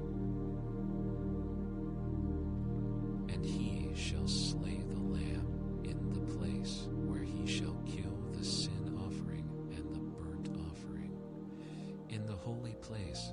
For as the sin offering is the priest's, so is the trespass offering. It is most holy. And the priest shall take some of the blood of the trespass offering, and the priest shall put it upon the tip of the right ear of him that is to be cleansed, and upon the thumb of his right hand, and upon the great toe of his right foot. And the priest shall take some of the log of oil, and pour it into the palm of his own left hand. And the priest shall dip his right finger in the oil that is in his left hand, and shall sprinkle of the oil with his finger 7 times before the Lord. And of the rest of the oil that is in his hand shall the priest put upon the tip of the right ear of him that is to be cleansed, and upon the thumb of his right hand, and upon the great toe of his right foot, upon the blood of the trespass offering. And the remnant of the oil that is in the priest's hand he shall pour upon the head of him that is to be cleansed, and the priest shall make an atonement for him before the Lord. And the priest shall offer the sin offering, and make an atonement for him that is to be cleansed from his uncleanness, and afterward he shall kill the burnt offering. And the priest shall offer the burnt offering and the meat offering upon the altar, and the priest shall make an atonement for him, and he shall be clean. And if he be poor and cannot get so much, then he shall take 1 lamb for a trespass offering to be waved, to make an atonement for him, and 1/10 deal of fine flour mingled with oil for a meat offering, and a log of oil, and 2 turtle doves, or 2 young pigeons, such as he is able to get. And the one shall be a sin offering, and the other a burnt offering. And he shall bring them on the 8th day for his cleansing unto the priest, unto the door of the tabernacle of the congregation before the Lord. And the priest shall take the lamb of the trespass offering and the log of oil, and the priest shall wave them for a wave offering before the Lord. And he shall kill the lamb of the trespass offering, and the priest shall take some of the blood of the trespass offering, and put it upon the tip of the right ear of him that is to be cleansed, and upon the thumb of his right hand, and upon the great toe of his right foot. And the priest shall pour of the oil into the palm of his own left hand. And the priest shall sprinkle with his right finger some of the oil that is in his left hand 7 times before the Lord. And the priest shall put of the oil that is in his hand upon the tip of the right ear of him that is to be cleansed, and upon the thumb of his right hand, and upon the great toe of his right foot, upon the place of the blood of the trespass offering.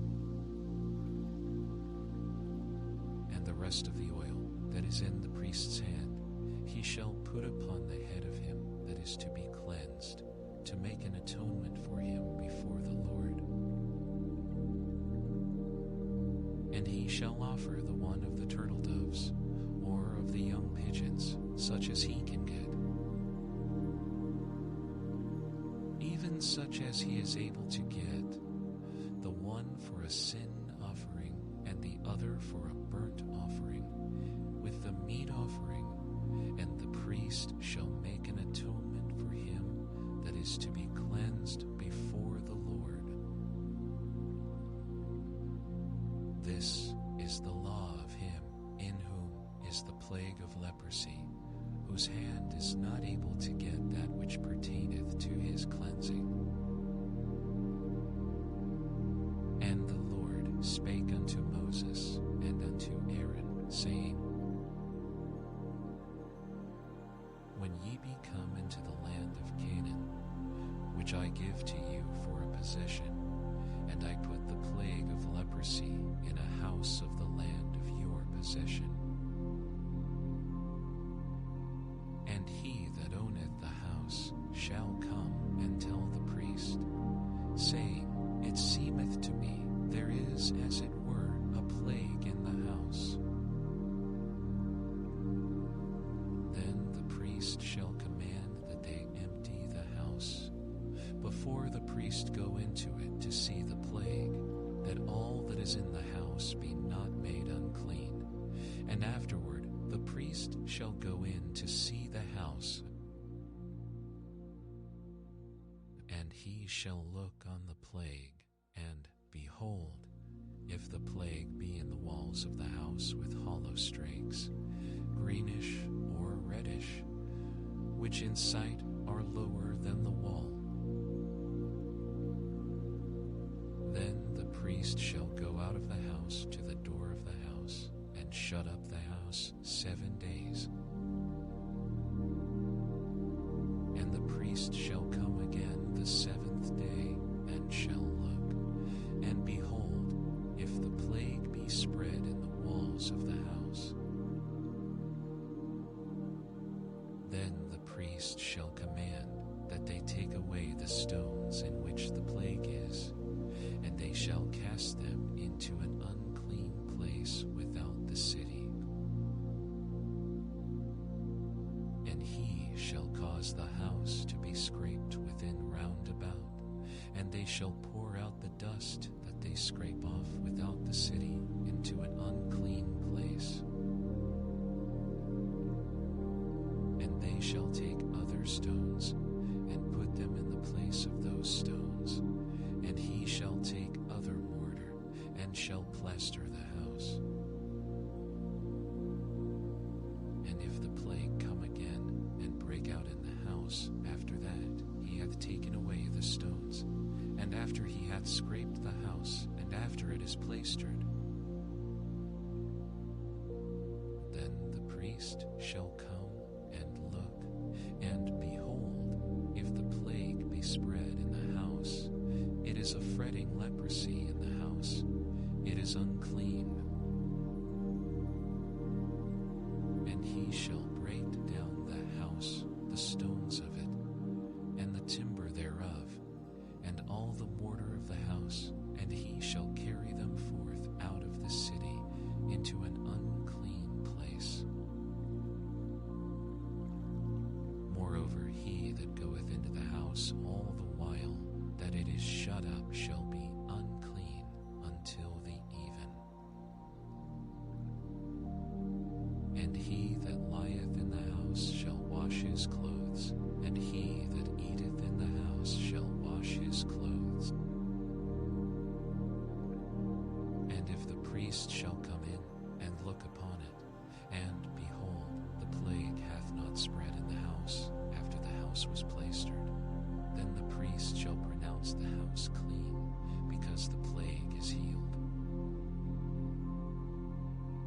And he shall take to cleanse the house 2 birds, and cedar wood, and scarlet, and hyssop. And he shall kill the one of the birds in an earthen vessel over running water. And he shall take the cedar wood, and the hyssop, and the scarlet, and the living bird, and dip them in the blood of and sprinkle the house 7 times. And he shall cleanse the house with the blood of the bird, and with the running water, and with the living bird, and with the cedar wood, and with the cedar wood. But he shall let go the living bird out of the city into the open fields, and make an atonement for the house, and it shall be clean. This is the law for all manner of plague of leprosy and scald, and for the leprosy of a garment and of a house, and for a rising, and for a scab, and for a bright spot, to teach when it is unclean and when it is clean. This is the law of leprosy.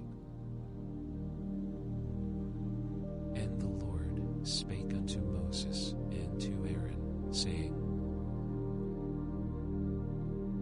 Speak unto the children of Israel, and say unto them, When any man hath a running issue out of his flesh, because of his issue he is unclean.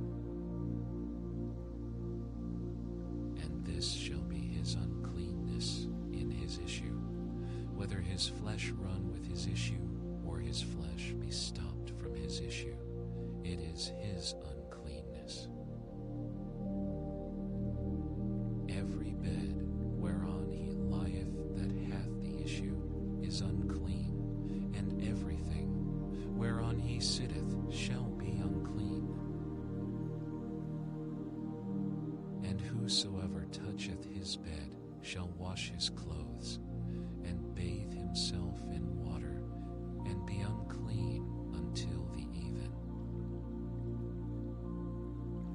And he that sitteth on anything whereon he sat that hath the issue shall wash his clothes, and bathe himself in water, and be unclean until the even.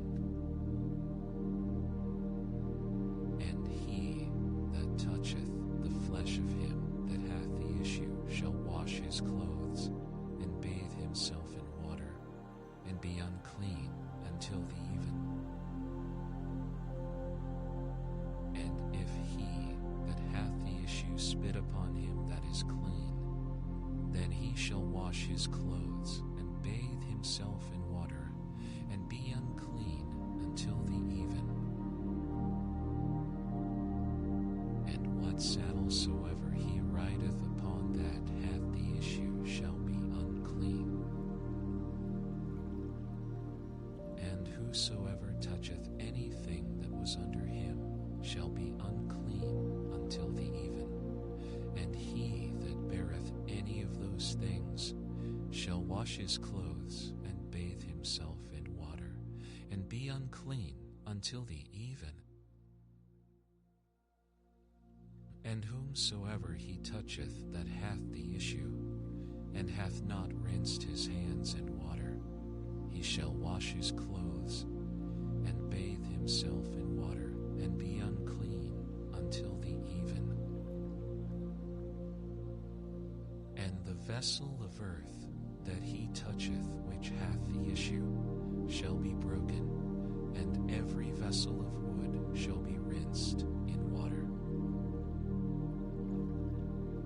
And when he that hath an issue is cleansed of his issue, then he shall number to himself 7 days for his cleansing, and wash his clothes, and bathe his flesh in running water, and shall be clean. And on the 8th day he shall take to him 2 turtle doves, or 2 young pigeons, and come before the Lord unto the door of the tabernacle of the congregation, and give them unto the priest. And the priest shall offer them, the one for a sin offering, and the other for a burnt offering, and the priest shall make an atonement for him before the Lord for his issue. And if any man's seed of copulation go out from him, then he shall wash all his his flesh in water, and be unclean until the even. And every garment and every skin whereon is the seed of copulation shall be washed with water, and be unclean until the even. The woman also with whom man shall lie with seed of copulation, they shall both bathe themselves in water, and be unclean until the even. And if a woman have an issue, and her issue in her flesh be blood, she shall be put apart 7 days, and whosoever toucheth her shall be unclean until the even. And everything that she lieth upon in her separation shall be unclean. Everything also that she sitteth upon shall be unclean. And whosoever toucheth her bed shall wash his clothes, and bathe himself in water, and be unclean until the even. And whosoever toucheth anything that she sat upon shall wash his clothes, and bathe himself in water, and be unclean until the even. And if it be on her bed, or on anything whereon she sitteth, when he toucheth it, he shall be unclean until the even. And if any man lie with her at all, and her flowers be upon him, he shall be unclean 7 days, and all the bed whereon he lieth shall be unclean. And if a woman have an issue of her blood many days out of the time of her separation, or if it run beyond the time of her separation, all the days of the issue of her uncleanness shall be as the days of her separation. She shall be unclean. Every bed whereon she lieth all the days of her issue shall be unto her as the bed of her separation, and whatsoever she sitteth upon shall be unclean as the uncleanness of her separation. And whosoever toucheth those things shall be unclean, and shall wash his clothes, and bathe himself in water, and be unclean until the even. But if she be cleansed of her issue, then she shall number to herself 7 days, and after that she shall be clean. And on the 8th day she shall take unto her 2 turtles, or 2 young pigeons, and bring them unto the priest to the door of the tabernacle of the congregation.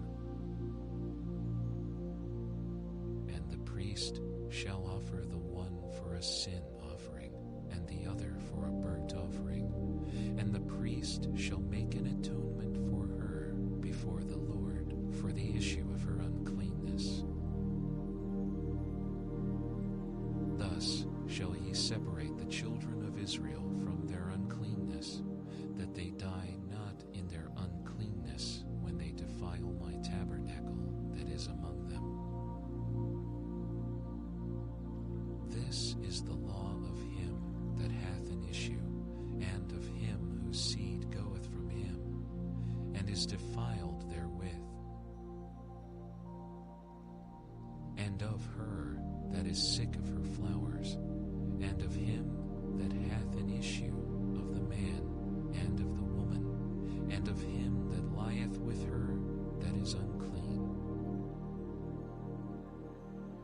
And the Lord spake unto Moses after the death of the 2 sons of Aaron, when they offered before the Lord and died. And the Lord said unto Moses, Speak unto Aaron thy brother, that he come not at all times into the holy place within the veil, before the mercy seat, which is upon the ark.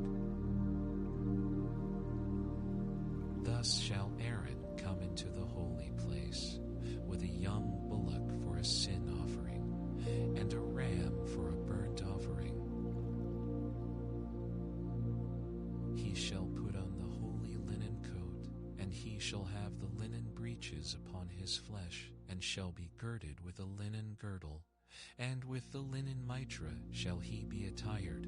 These are holy garments. Therefore shall he wash his flesh in water, and so put them on.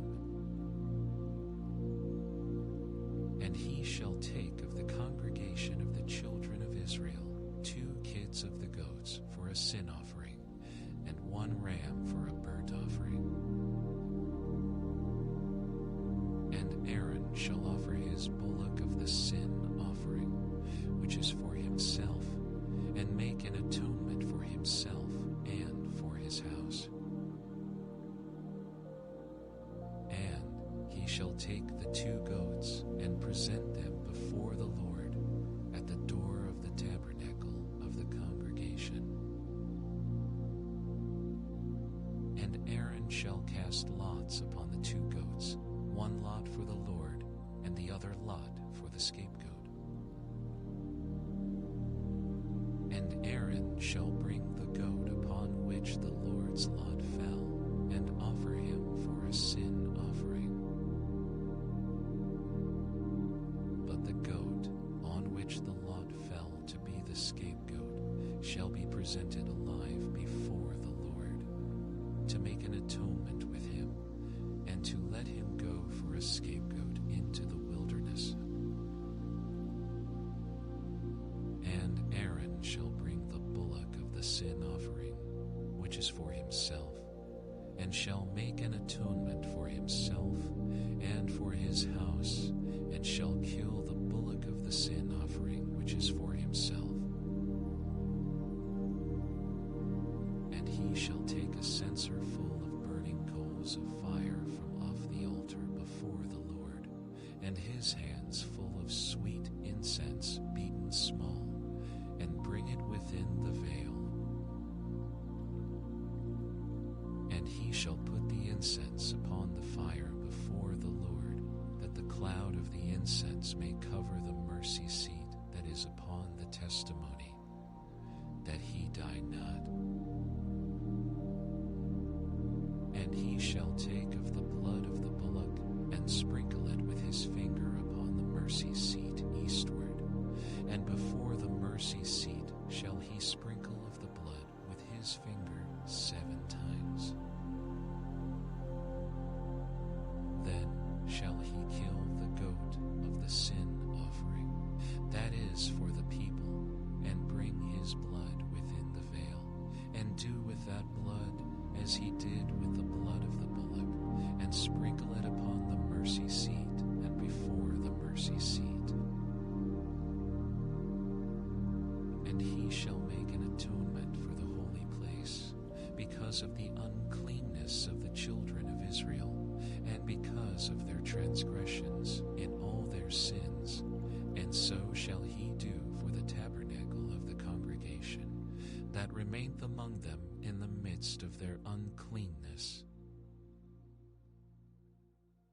And there shall be no man in the tabernacle of the congregation when he goeth in to make an atonement in the holy place, until he come out and have made an atonement for himself, and for his household, and for all the congregation of Israel.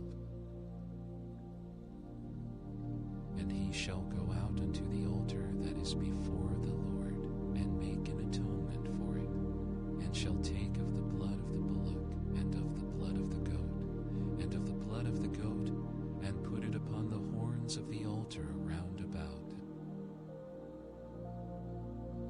And he shall sprinkle of the blood upon it with his finger 7 times, and cleanse it, and hallow it from the uncleanness of the children of Israel.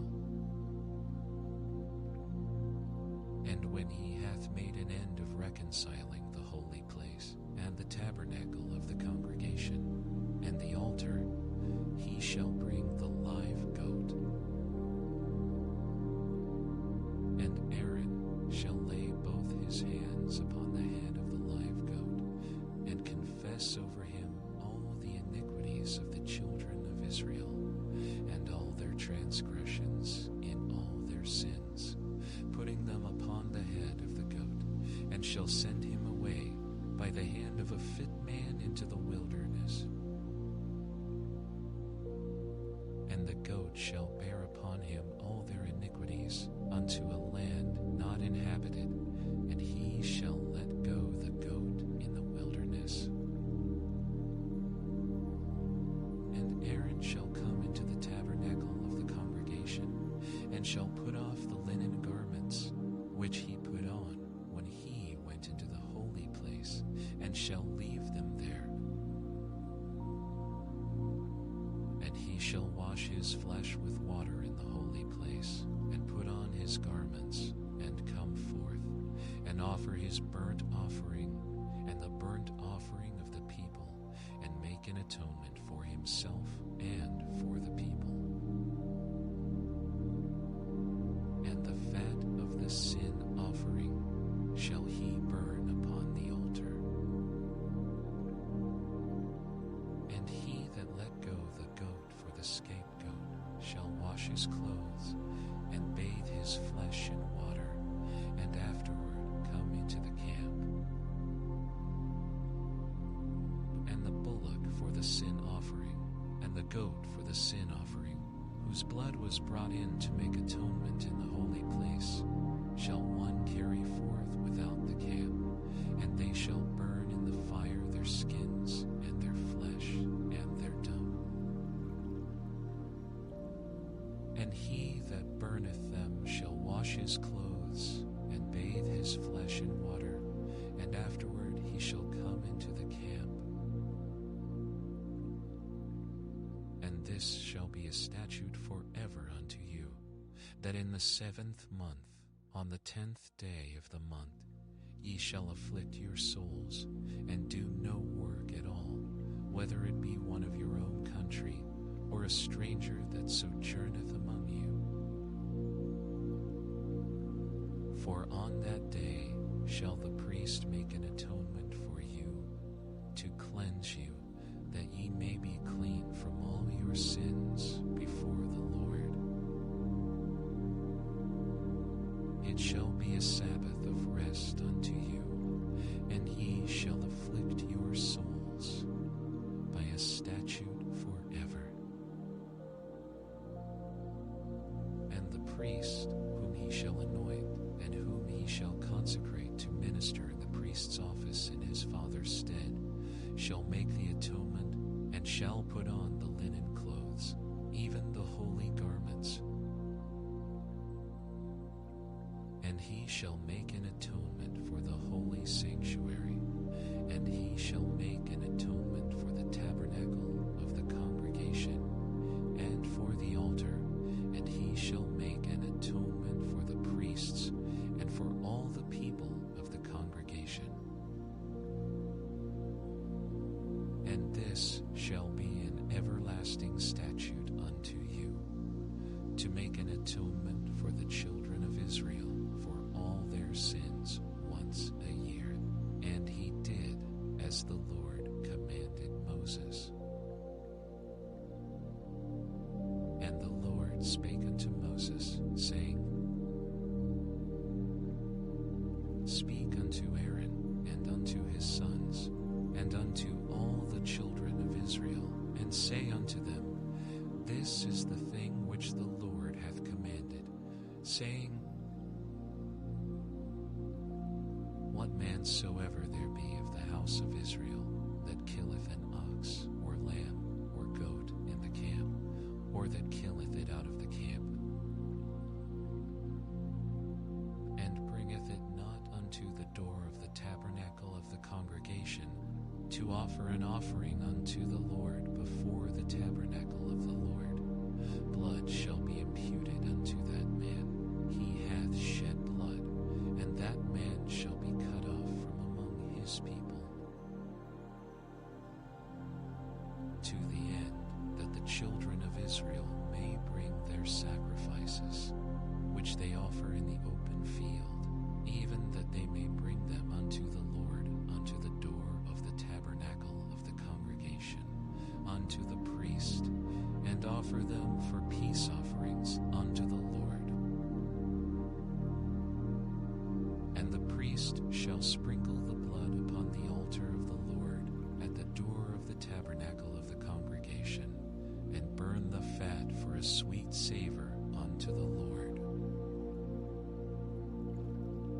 And they shall no more offer their sacrifices unto devils, after whom they have gone a-warring. This shall be a statute forever unto them throughout their generations. And thou shalt say unto them, Whatsoever man there be of the house of Israel, or of the strangers which sojourn among you, that offereth a burnt offering or sacrifice, and bringeth it not unto the door of the tabernacle of the congregation, to offer it unto the Lord, even that man shall be cut off from among his people.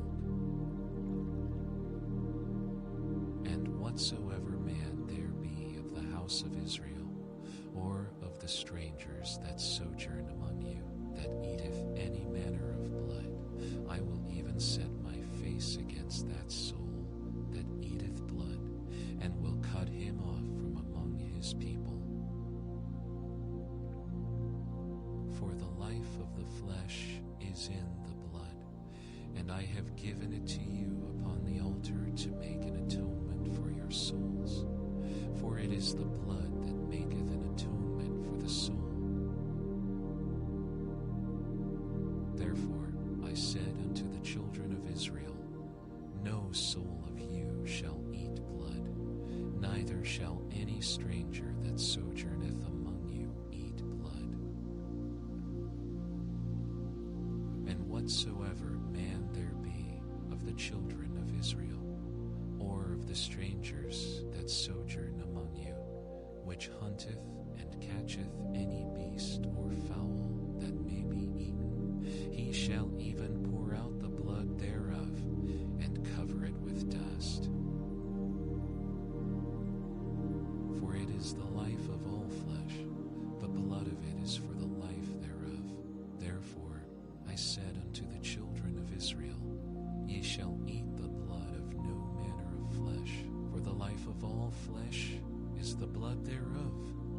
Whosoever eateth it shall be cut off. And every soul that eateth that which died of itself, or that which was torn with beasts, whether it be one of your own country or a stranger, he shall both wash his clothes and bathe himself in water, and be unclean until the even. But if he wash them not, nor bathe his flesh, then he shall bear his iniquity. And the Lord spake unto Moses, saying, Speak unto the children of Israel, and say unto them, I am the Lord your God.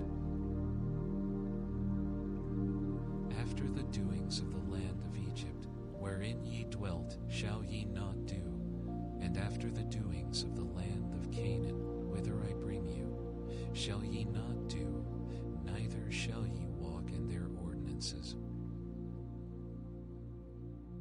Ye shall do my judgments, and keep mine ordinances, to walk therein. I am the Lord your God. Ye shall therefore keep my statutes and my judgments, which if a man do, he shall live in them. I am the Lord. None of you shall approach to any that is near of kin to him, to uncover their nakedness. I am the Lord. The nakedness of thy father, or the nakedness of thy mother, shalt thou not uncover. She is thy mother, thou shalt not uncover her nakedness. The nakedness of thy father's wife shalt thou not uncover. It is thy father's nakedness. The nakedness of thy sister, the daughter of thy father, or daughter of thy mother, whether she be born at home or born abroad, even nakedness thou shalt not uncover. The nakedness of thy son's daughter, or of thy daughter's daughter, even their nakedness thou shalt not uncover, for theirs is thine own nakedness. The nakedness of thy father's wife's daughter, begotten of thy father, she is thy sister. Thou shalt not uncover her nakedness. Thou shalt not uncover the nakedness of thy father's sister. She is thy father's near kinswoman. Thou shalt not uncover the nakedness of thy mother's sister, for she is thy mother's near kinswoman. Thou shalt not uncover the nakedness of thy father's brother. Thou shalt not approach to his wife. She is thine aunt. Thou shalt not uncover the nakedness of thy daughter-in-law. She is thy son's wife. Thou shalt not uncover her nakedness. Thou shalt not uncover the nakedness of thy brother's wife. It is thy brother's nakedness. Thou shalt not uncover the nakedness of a woman and her daughter. Neither shalt thou take her son's daughter or her daughter's daughter to uncover her nakedness, for they are her near kinswomen. It is wickedness. Neither shalt thou take a wife to her sister to vex her, to uncover her nakedness beside the other in her lifetime. Also, thou shalt not approach unto a woman to uncover her nakedness, as long as she is put apart for her uncleanness. Moreover, thou shalt not lie carnally with thy neighbor's wife, to defile thyself with her. And thou shalt not let any of thy seed pass through the fire to Moloch, neither shalt thou profane the name of thy God. I am the Lord. Thou shalt not lie with mankind as with womankind. It is abomination. Neither shalt thou lie with any beast to defile thyself therewith. Neither shall any woman stand before a beast to lie down thereto. It is confusion. Defile not ye yourselves in any of these things, for in all these the nations are defiled, which I cast down before you.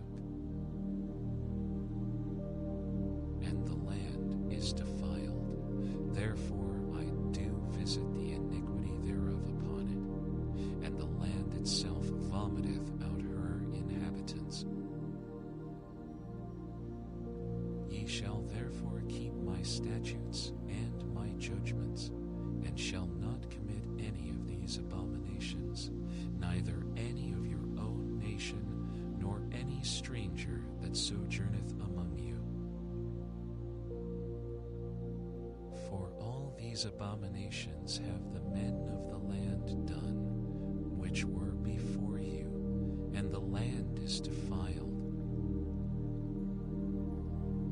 that the land spew not you out also when ye defile it, as it spewed out the nations that were before you.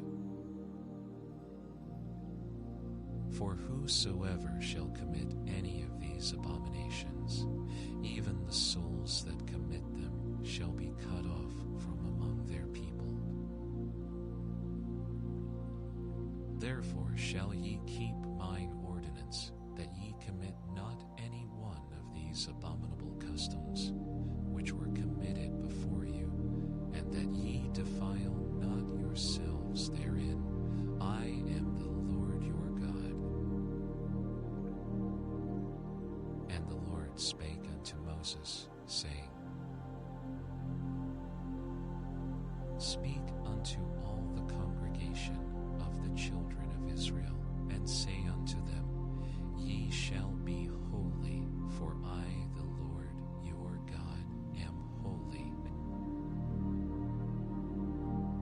Ye shall fear every man his mother and his father, and keep my Sabbaths. I am the Lord your God. Turn ye not unto idols, nor make to yourselves molten gods. I am the Lord your God. And if ye offer a sacrifice of peace offerings unto the Lord, ye shall offer it at your own will. It shall be eaten the same day ye offer it, and on the morrow, and if aught remain until the third day, it shall be burnt in the fire. And if it be eaten at all on the third day, it is abominable, it shall not be accepted. Therefore everyone that eateth it shall bear his iniquity, because he hath profaned the hallowed thing of the Lord, and that soul shall be cut off from among his people. And when ye reap the harvest of your land, thou shalt not wholly reap the corners of thy field, neither shalt thou gather the gleanings of thy harvest. And thou shalt not glean thy vineyard, neither shalt thou gather every grape of thy vineyard. Thou shalt leave them for the poor and stranger. I am the Lord your God. Ye shall not steal, neither deal falsely, neither lie one to another. And ye shall not swear by my name falsely, neither shalt thou profane the name of thy God. I am the Lord. Thou shalt not defraud thy neighbor, neither rob him. The wages of him that is hired shall not abide with thee all night until the morning. Thou shalt not curse the deaf, nor put a stumbling block before the blind, but shalt fear thy God. I am the Lord. Ye shall do no unrighteousness in judgment. Thou shalt not respect the person of the poor, nor honor the person of the mighty, but in righteousness shalt thou judge thy neighbor. Thou shalt not go up and down as a talebearer among thy people, neither shalt thou stand against the blood of thy neighbor. I am the Lord. Thou shalt not hate thy brother in thine heart. Thou shalt in any wise rebuke thy neighbor, and not suffer sin upon him. Thou shalt not avenge, nor bear any grudge against the children of thy people, but thou shalt love thy neighbor as thyself. I am the Lord. Ye shall keep my statutes. Thou shalt not let thy cattle gender with a diverse kind. Thou shalt not sow thy field with mingled seed, neither shall a garment mingled of linen and woolen come upon thee. And whosoever lieth carnally with a woman that is a bondmaid, betrothed to an husband, and not at all redeemed, nor freedom given her, she shall be scourged. They shall not be put to death, because she was not freed.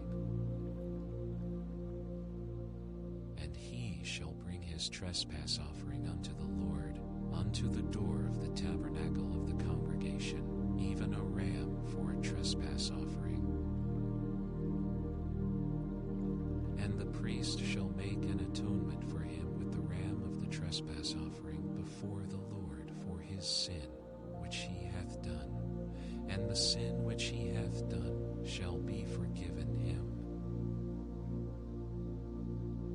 And when when ye shall come into the land, and shall have planted all manner of trees for food, then ye shall count the fruit thereof as uncircumcised. 3 years shall it be as uncircumcised unto you. It shall not be eaten. But in the 4th year all the fruit thereof shall be holy, to praise the Lord withal. And in the 5th year shall ye eat of the fruit thereof, that it may yield unto you the increase thereof. I am the Lord your God. Ye shall not eat anything with the blood, neither shall ye use enchantment, nor observe times. Ye shall not round the corners of your heads, neither shalt thou march the corners of thy beard. Ye shall not make any cuttings in your flesh for the dead, nor print any marks upon you. I am the Lord. Do not prostitute thy daughter, to cause her to be a whore, lest the land fall to whoredom, and the land become full of wickedness.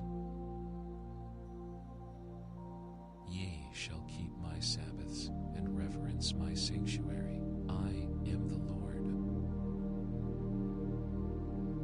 Regard not them that have familiar spirits, neither seek after wizards, to be defiled by them.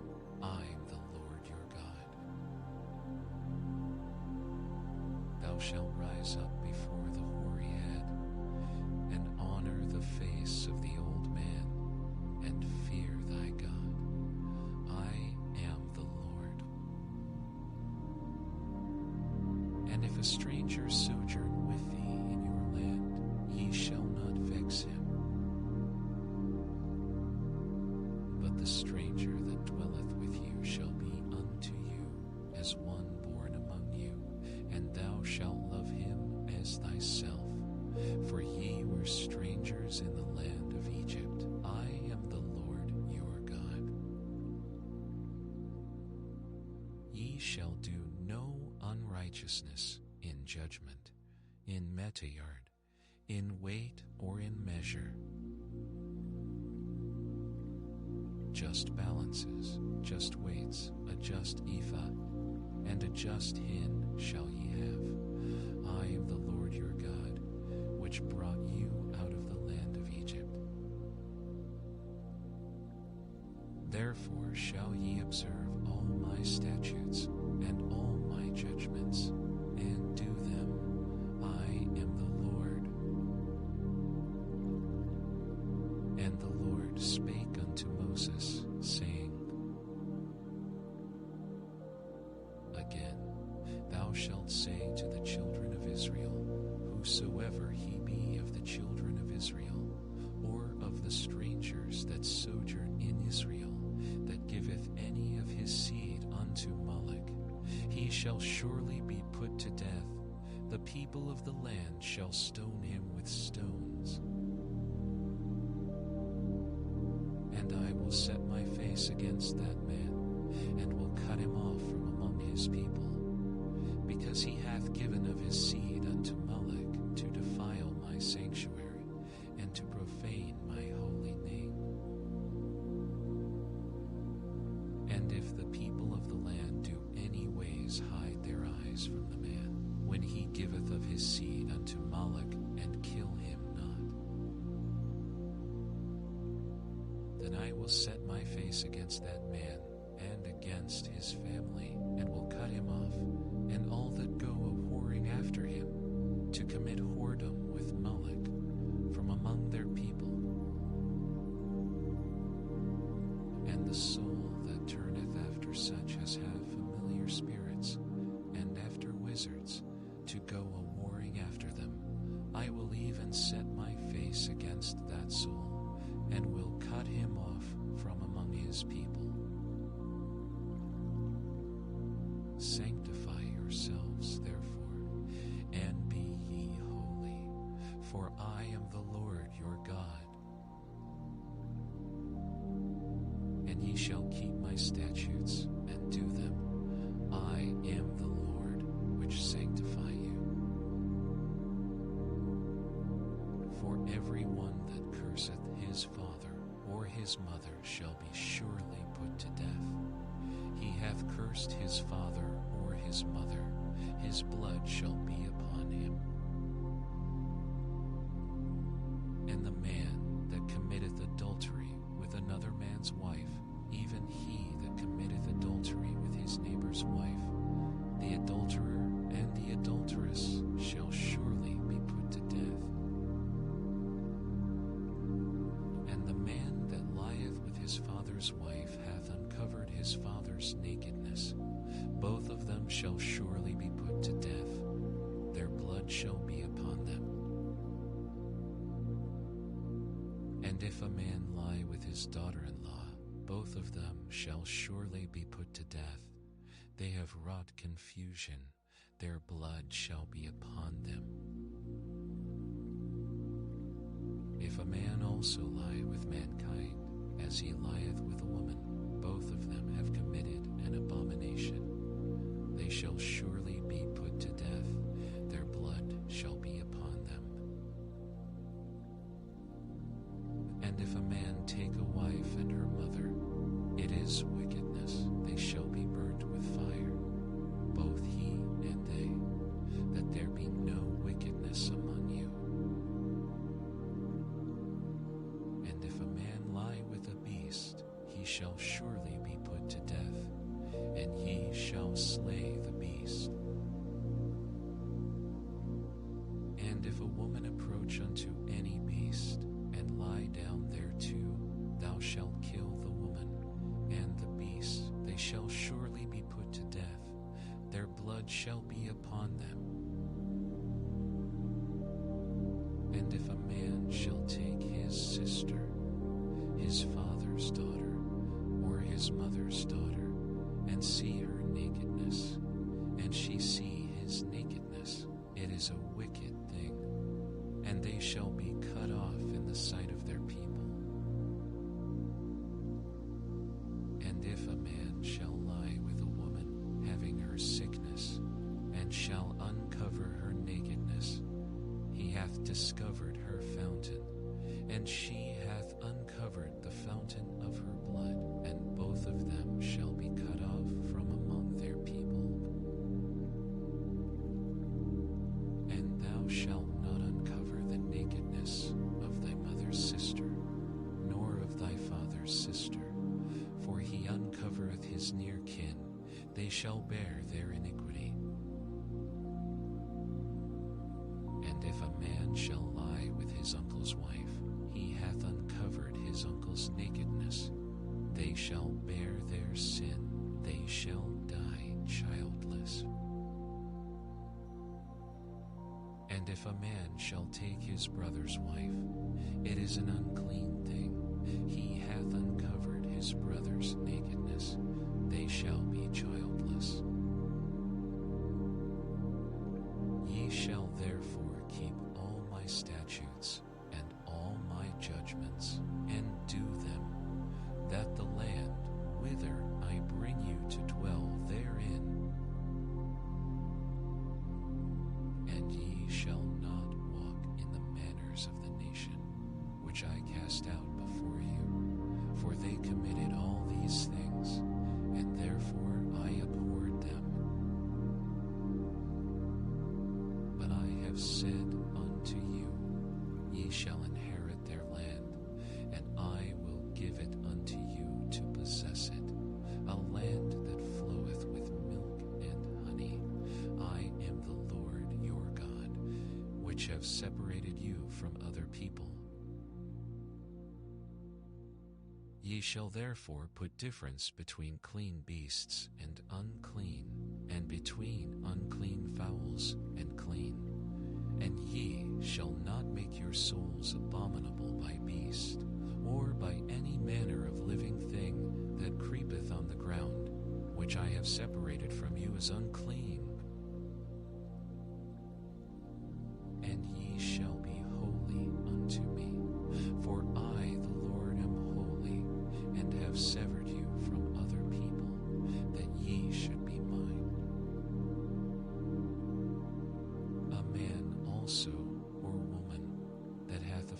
spirit, or that is a wizard, shall surely be put to death. They shall stone them with stones, their blood shall be upon them.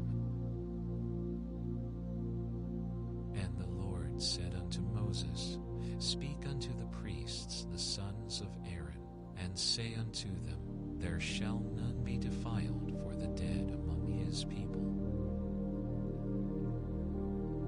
But for his kin that is near unto him, that is for his mother, and for his father, and for his son, and for his daughter, and for his brother,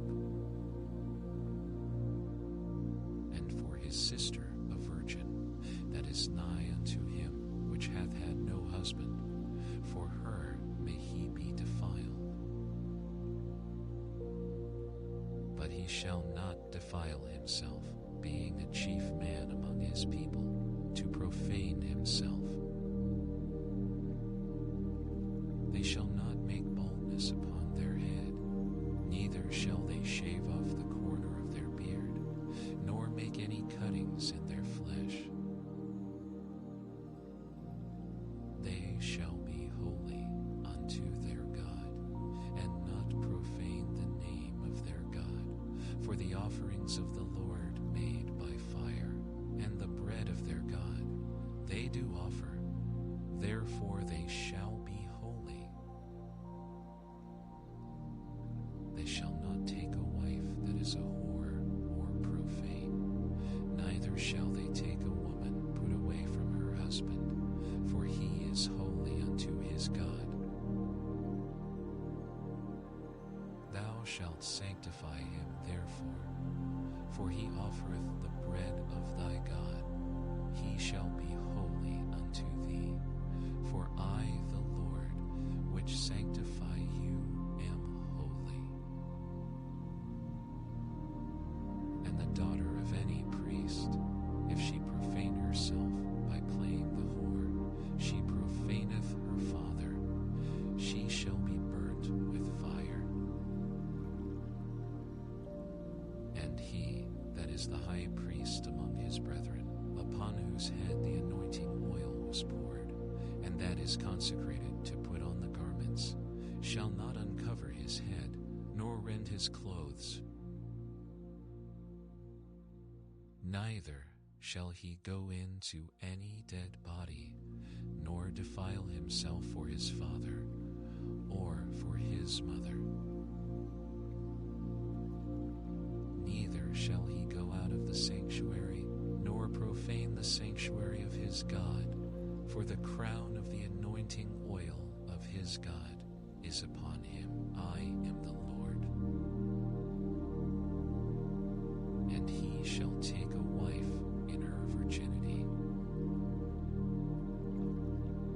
a widow, or a divorced woman, or profane, or an harlot. These shall he not take, but he shall take a virgin of his own people to wife. Neither shall he profane his seed among his people, for I, the Lord, do sanctify him.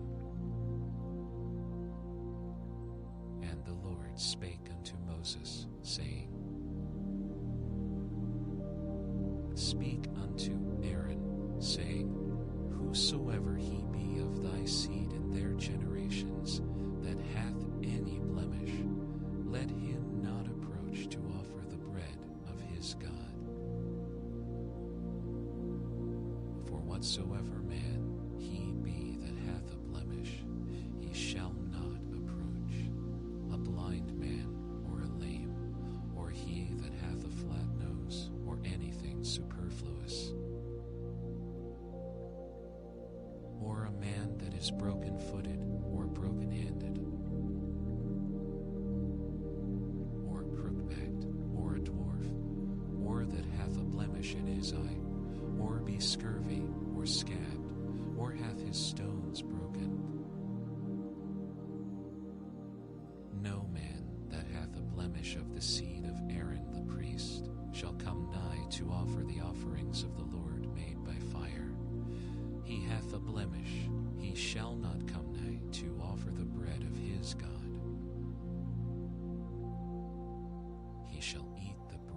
is God, both of the most holy and of the holy. Only he shall not go in unto the veil, nor come nigh unto the altar, because he hath a blemish, that he profane not my sanctuaries. For I, the Lord, do sanctify them. And Moses told it unto Aaron and to his sons, and unto all the children of Israel. And the Lord spake unto Moses, saying, Speak unto Aaron and to his sons, that they separate themselves from the holy things of the children of Israel, and that they profane not my holy name in those things which they hallow unto me. I am the Lord. Say unto them, Whosoever he be of all your seed among your generations, that goeth unto the holy things which the children of Israel hallow unto the Lord, having his uncleanness upon him, that soul shall be cut off from my presence. What man soever of the seed of Aaron is a leper, or hath a running issue, he shall not eat of the holy things until he be clean. And whoso toucheth anything that is unclean by the dead, or a man whose seed goeth from him, or whosoever toucheth any creeping thing whereby he may be made unclean, or a man of whom he may take uncleanness, whatsoever uncleanness he hath, the soul which hath touched any such shall be unclean until even, and shall not eat of the holy things, unless he wash his flesh with water. And when the sun is down, he shall be clean, and shall afterward eat of the holy things, because it is his food. That which dieth of itself, or is torn with beasts, he shall not eat to defile himself therewith. I am the Lord. They shall therefore keep mine ordinance, lest they bear sin for it, and die therefore, if they profane it. There shall no stranger eat of the holy thing, a sojourner of the priest, or an hired servant shall not eat of the holy thing. But if the priest buy any soul with his money, he shall eat of it, and he that is born in his house, they shall eat of his meat. If the priest's daughter also be married unto a stranger, she may not eat of an offering of the holy things. But if the priest's daughter be a widow or divorced, and have no child, and is returned unto her father's house, as in her youth, she shall eat of her father's meat, but there shall no stranger eat thereof. And if a man eat of the holy thing unwittingly, then he shall put the fifth part thereof unto it, and shall give it unto the priest with the holy thing. And they shall not profane the holy things of the children of Israel, which they offer unto the Lord, or suffer them to bear the iniquity of trespass when they eat their holy things. For I, the Lord, do sanctify them. And the Lord spake unto Moses, saying, Speak unto Aaron and to his sons, and unto all the children of Israel, and say unto them, Whatsoever he be of the house of Israel, or of the strangers in Israel, that will offer his oblation for all his freewill offerings, which they will offer unto the Lord for a burnt offering, ye shall offer at your own will a male without blemish, of the beeves, of the sheep, or of the goats. But whatsoever hath a blemish, that shall ye not offer, for it shall not be acceptable for you. And whosoever offereth the sacrifice of peace offerings unto the Lord to accomplish his vow, or a freewill offering in beeves or sheep, it shall be perfect to be accepted. There shall be no blemish therein. Blind, or broken, or maimed, or having a wen, or scurvy, or scabbed, ye shall not offer these unto the Lord, nor make an offering by fire of them upon the altar unto the Lord. Either a bullock or a lamb that hath anything superfluous or lacking in his parts, that mayest thou offer for a free will offering, but for a vow it shall not be accepted. Ye shall not offer unto the Lord that which is bruised, or crushed, or broken, or cut, neither shall ye make any offering thereof in your land. Neither from a stranger's hand shall ye offer the bread of your God, of any of these, because their corruption is in them. They shall not be accepted for you. And the Lord spake unto Moses, saying, When a bullock or a sheep or a goat is brought forth, then it shall be 7 days under the dam, and from the 8th day and thenceforth it shall be accepted for an offering made by fire unto the Lord. And whether it be cow or ewe, ye shall not kill it, and her young both in 1 day. And when ye will offer a sacrifice of thanksgiving unto the Lord, offer it at your own will. On the same day it shall be eaten up. Ye shall leave none of it until the morrow. I am the Lord.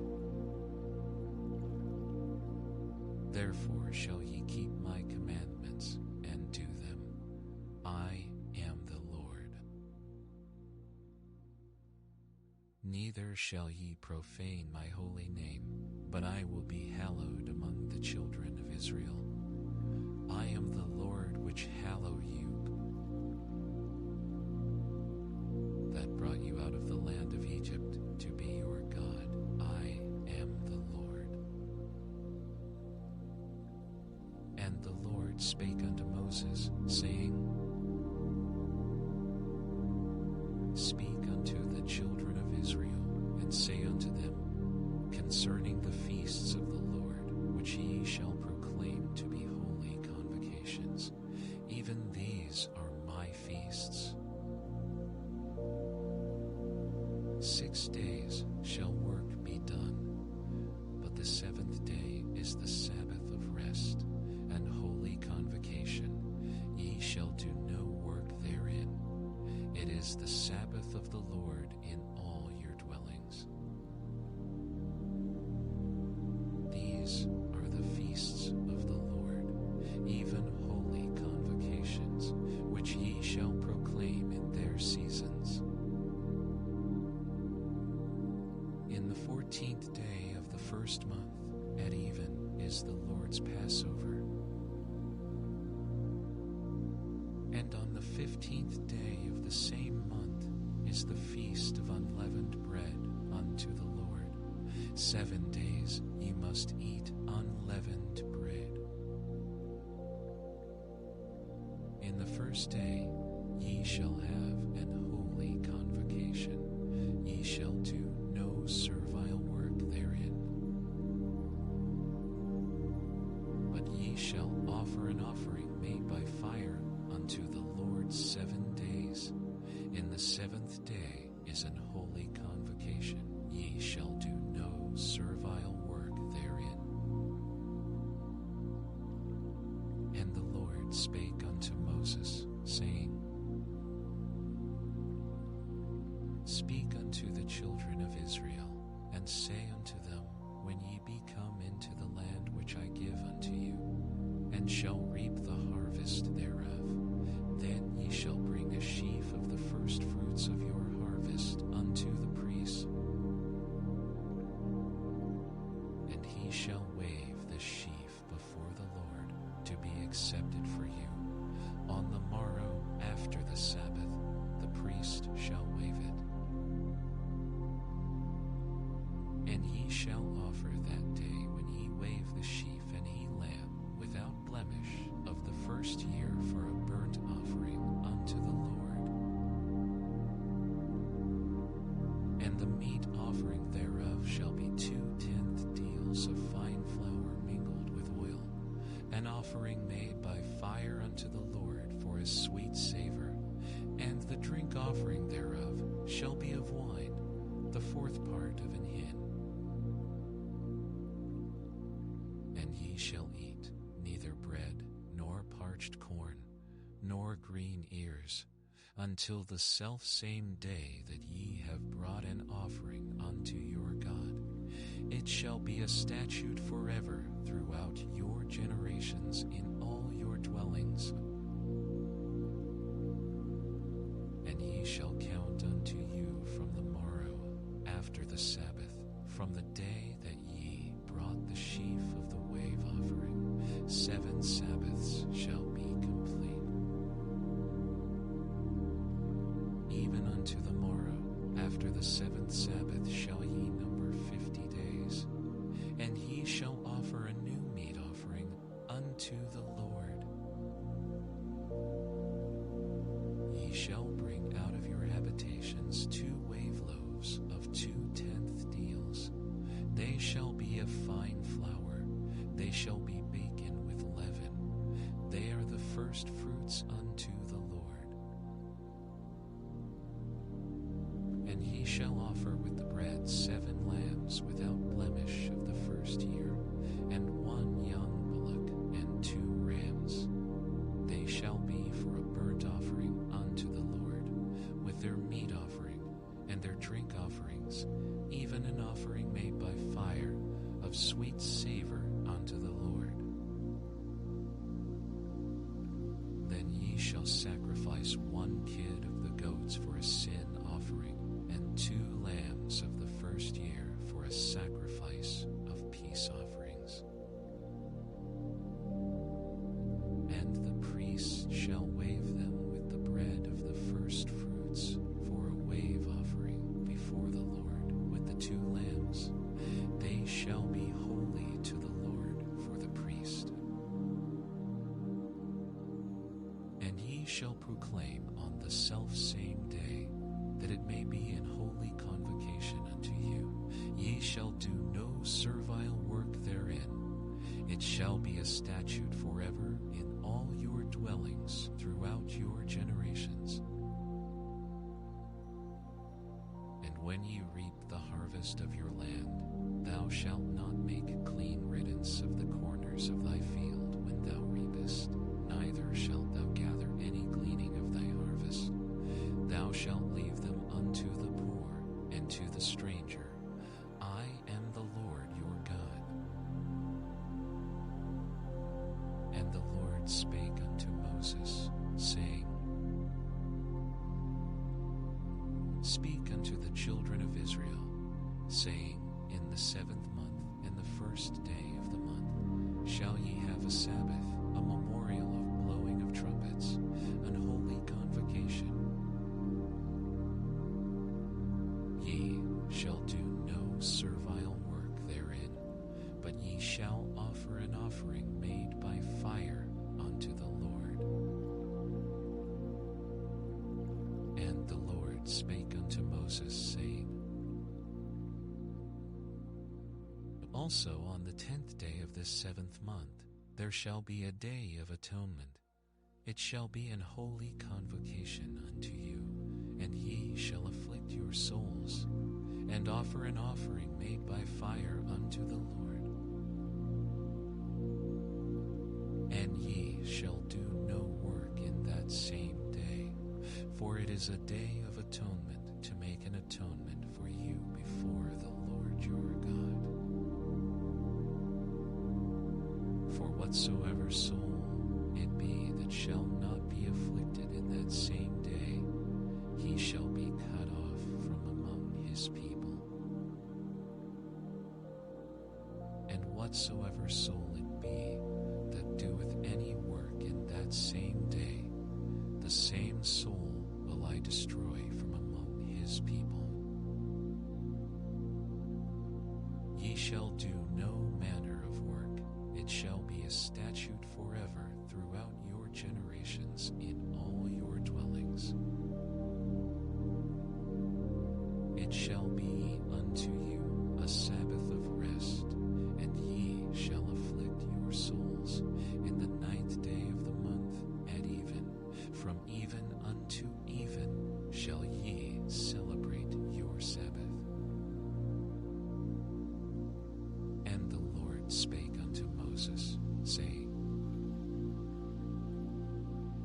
Speak unto the children of Israel, saying, The 15th day of this 7th month shall be the Feast of Tabernacles for 7 days unto the Lord.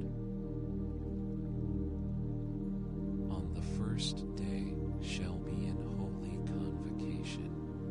Ye shall do no servile work therein. 7 days ye shall offer an offering made by fire unto the Lord. On the 8th day shall be an holy convocation unto you, and ye shall offer an offering made by fire unto the Lord. It is a solemn assembly, and ye shall do no servile work therein. These are the feasts of the Lord, which ye shall proclaim to be holy convocations, to offer an offering made by fire unto the Lord, a burnt offering and a meat offering, a sacrifice and drink offerings, everything upon his day.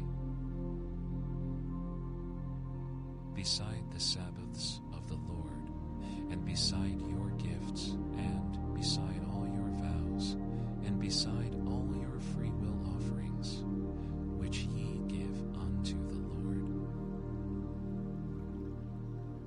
Also in the 15th day of the 7th month, when ye have gathered in the fruit of the land, ye shall keep a feast unto the Lord 7 days. On the first day shall be a Sabbath, and on the 8th day shall be a Sabbath. And ye shall take you on the first day the boughs of goodly trees, branches of palm trees, and the boughs of thick trees, and willows of the brook, and ye shall rejoice before the Lord your God 7 days. And ye shall keep it a feast unto the Lord 7 days in the year. It shall be a statute forever in your generations. Ye shall celebrate it in the 7th month. Ye shall dwell in booths 7 days. All that are Israelites born shall dwell in booths, that your generations may know that I made the children of Israel to dwell in booths when I brought them out of the land of Egypt. I am the Lord your God. And Moses declared unto the children of Israel the feasts of the Lord. And the Lord spake unto Moses, saying,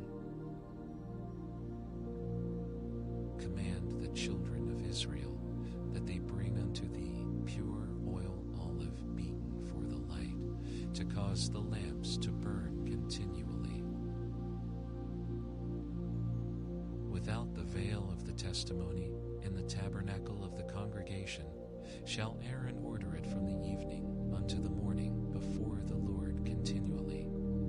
It shall be a statute forever in your generations. He shall order the lamps upon the pure candlestick before the Lord continually. And thou shalt take fine flour, and bake 12 cakes thereof. 2 tent deals shall be in 1 cake. And thou shalt set them in 2 rows, 6 on a row, upon the pure table before the Lord. And thou shalt put pure frankincense upon each row, that it may be on the bread for a memorial, even an offering made by fire unto the Lord. Every Sabbath he shall set it in order before the Lord continually, being taken from the children of Israel by an everlasting covenant. And it shall be Aaron's and his sons, and they shall eat it in the holy place, for it is most holy unto him of the offerings of the Lord made by fire, by a perpetual statute. And the son of an Israelitish woman, whose father was an Egyptian, went out among the children of Israel, and this son of the Israelitish woman and a man of Israel strove together in the camp. And the Israelitish woman's son blasphemed the name of the Lord and cursed. And they brought him unto Moses, and his mother's name was Shelemith, the daughter of Dibri, of the tribe of Dan. And they put him in ward, that the mind of the Lord might be shewed them. And the Lord spake unto Moses, saying,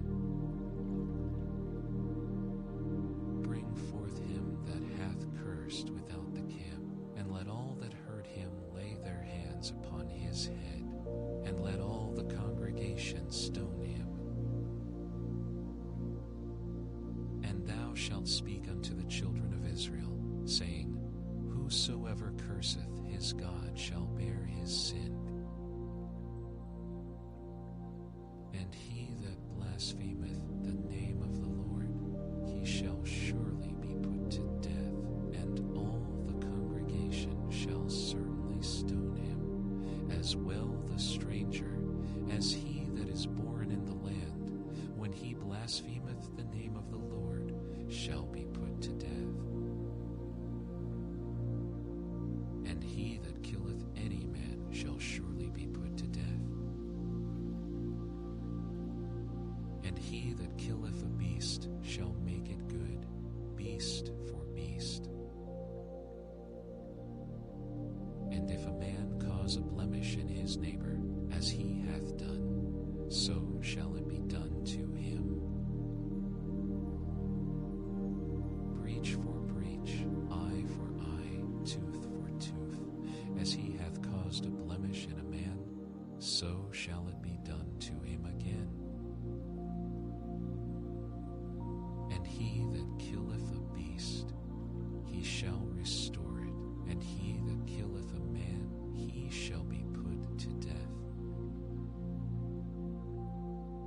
Ye shall have one manner of law, as well for the stranger as for one of your own country, for I am the Lord your God.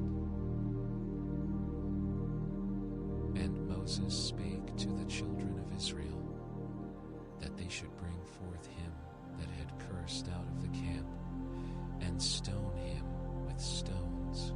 And the children of Israel did as the Lord commanded Moses. And the Lord spake unto Moses in Mount Sinai, saying, Speak unto the children of Israel, and say unto them, When ye come into the land which I give you, then shall the land keep a Sabbath unto the Lord. 6 years sow thy field, and 6 years thou shalt prune thy vineyard, and gather in the fruit thereof. But in the 7th year shall be a Sabbath of rest unto the land, a Sabbath for the Lord. Thou shalt neither sow thy field, nor prune thy vineyard. That which groweth of its own accord, of thy harvest thou shalt not reap, neither gather the grapes of thy vine undressed. For it is a year of rest unto the land.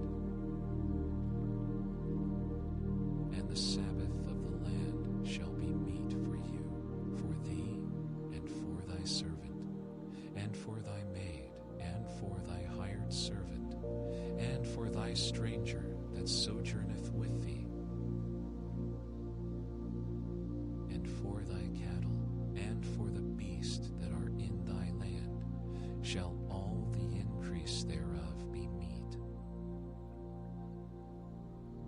And thou shalt number 7 Sabbaths of years unto thee, 7 times 7 years, and the space of the 7 Sabbaths of years shall be unto thee 49 years.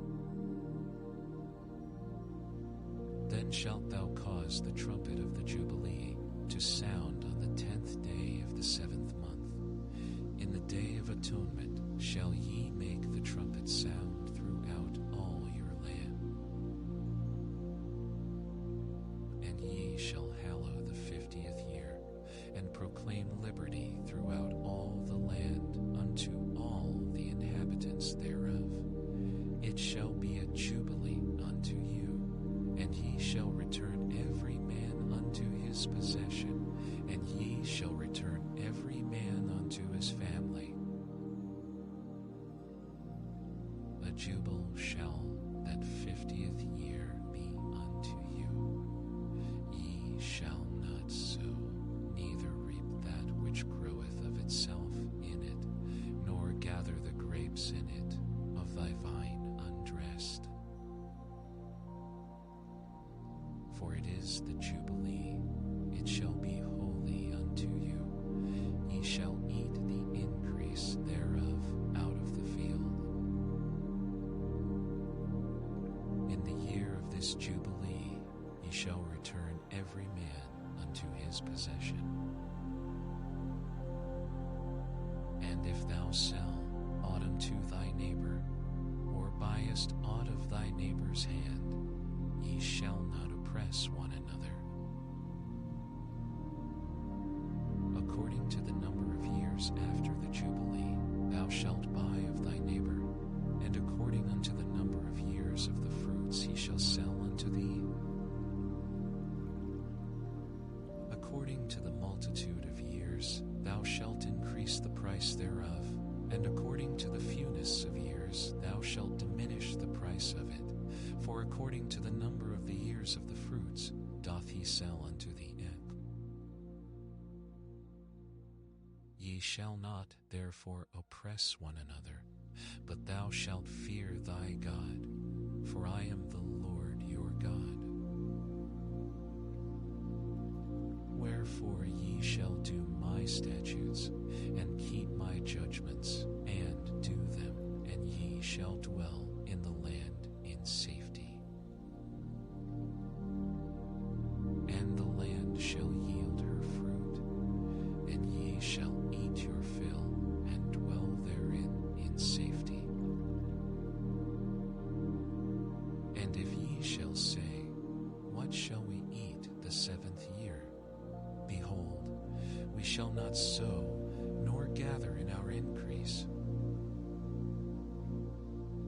Then I will command my blessing upon you in the 6th year, and it shall bring forth fruit for 3 years.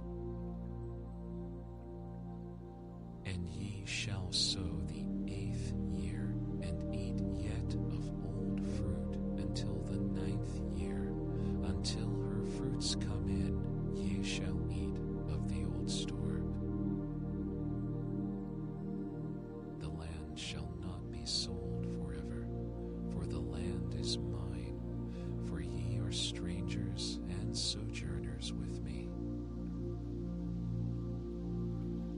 And in all the land of your possession ye shall grant a redemption for the land. If thy brother be waxen poor, and hath sold away some of his possession, and if any of his kin come to redeem it, then shall he redeem that which his brother sold.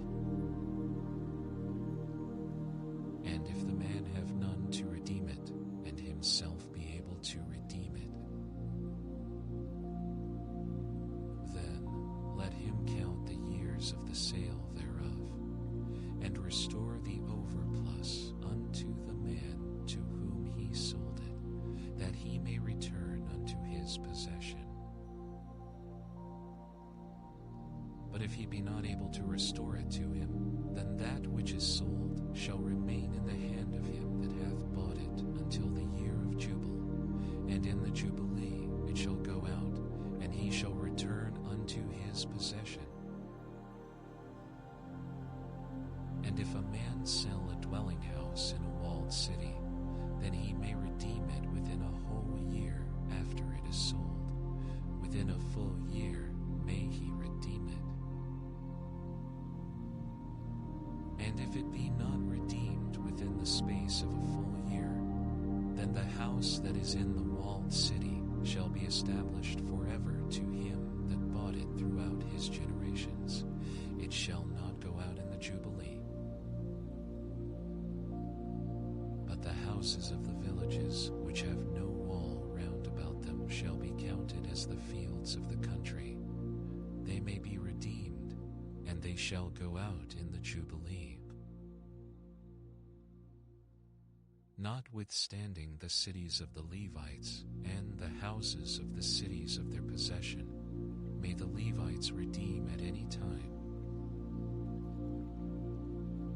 And if a man purchase of the Levites, then the house that was sold, and the city of his possession shall go out in the year of Jubilee. For the houses of the cities of the Levites are their possession among the children of Israel. But the field of the suburbs of their cities may not be sold, for it is their perpetual possession.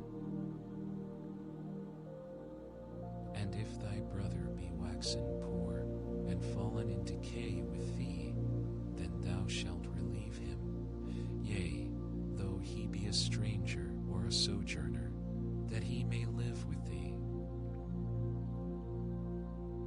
Take thou no usury of him, or increase, but fear thy God, that thy brother may live with thee. Thou shalt not give him thy money upon usury, nor lend him thy victuals for increase. I am the Lord your God, which brought you forth out of the land of Egypt, to give you the land of Canaan, and to be your God. And if thy brother that dwelleth by thee be waxen poor, and be sold unto thee, thou shalt not compel him to serve as a bondservant, but as an hired servant and as a sojourner, he shall be with thee, and shall serve thee unto the year of Jubilee. And then shall he depart from thee, both he and his children with him, and shall return unto his own family, and unto the possession of his fathers shall he return. For they are my servants, which I brought forth out of the land of Egypt. They shall not be sold as bondmen. Thou shalt not rule over him with rigor, but shalt fear thy God. Both thy bondmen and thy bondmaids, which thou shalt have, shall be of the heathen that are round about you. Of them shall ye buy bondmen and bondmaids. Moreover, of the children of the strangers that do sojourn among you, of them shall ye buy, and of their families that are with you, which they begat in your land. And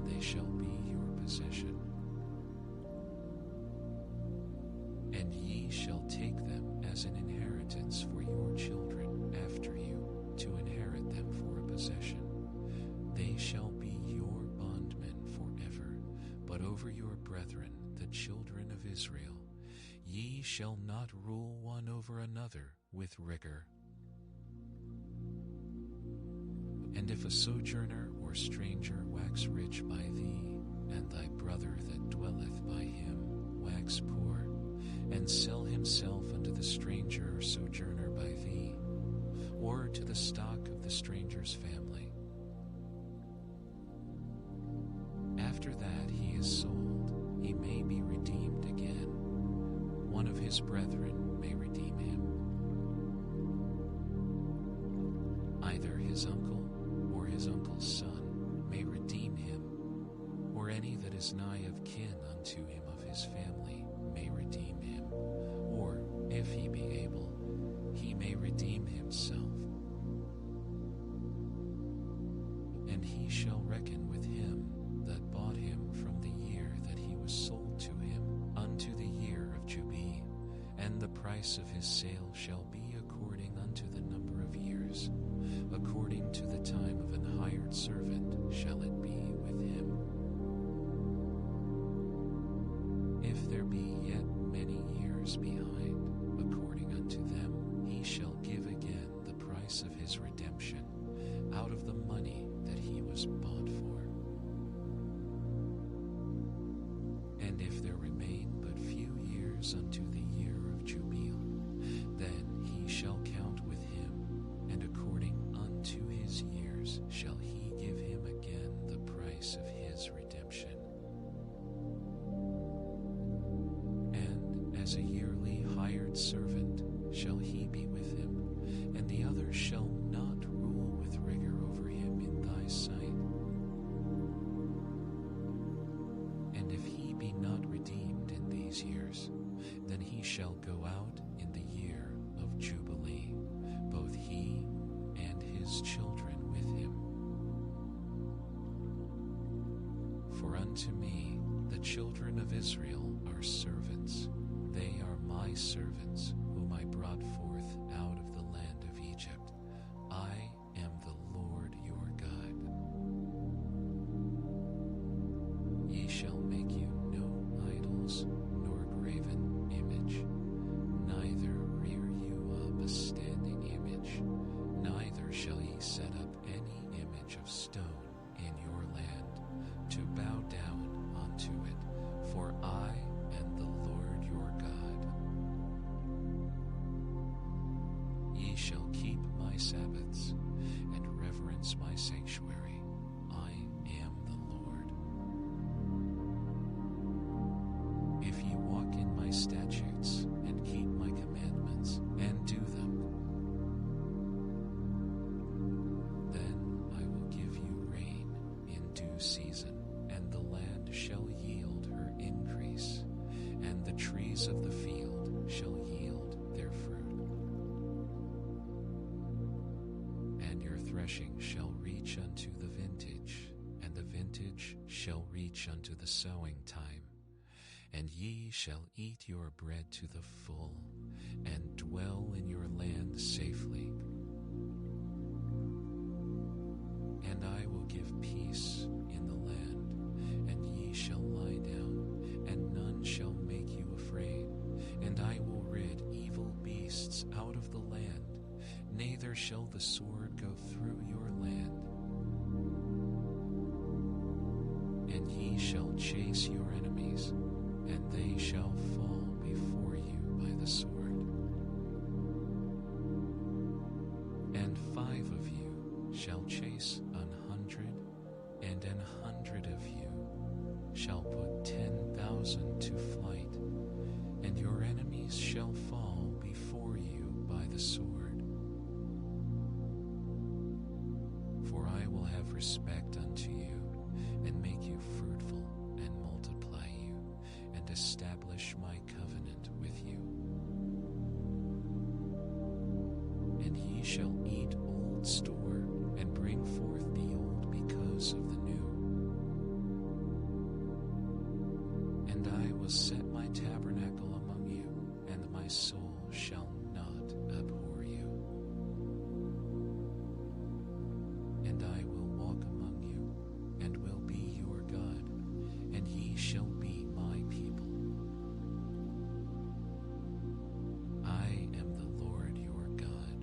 brought you forth out of the land of Egypt, that ye should not be their bondmen. And I have broken the bands of your yoke, and made you go upright. But if ye will not hearken unto me, and will not do all these commandments, and if ye shall despise my statutes, or if your soul abhor my judgments, so that ye will not do all my commandments, but that ye break my covenant, I also will do this unto you. I will even appoint over you terror, consumption, and the burning agua, that shall consume the eyes, and cause sorrow of heart. And ye shall sow your seed in vain, for your enemies shall eat it. And I will set my face against you, and ye shall be slain before your enemies. They that hate you shall reign over you, and ye shall flee when none pursueth you. And if ye will not yet for all this hearken unto me, then I will punish you 7 times more for your sins. And I will break the pride of your power, and I will make your heaven as iron, and your earth as brass. And your strength shall be spent in vain, for your land shall not yield her increase, neither shall the trees of the land yield their fruits. And if ye walk contrary unto me, and will not hearken unto me, I will bring 7 times more plagues upon you, according to your sins. I will also send wild beasts among you, which shall rob you of your children, and destroy your cattle, and make you few in number, and your highways shall be desolate.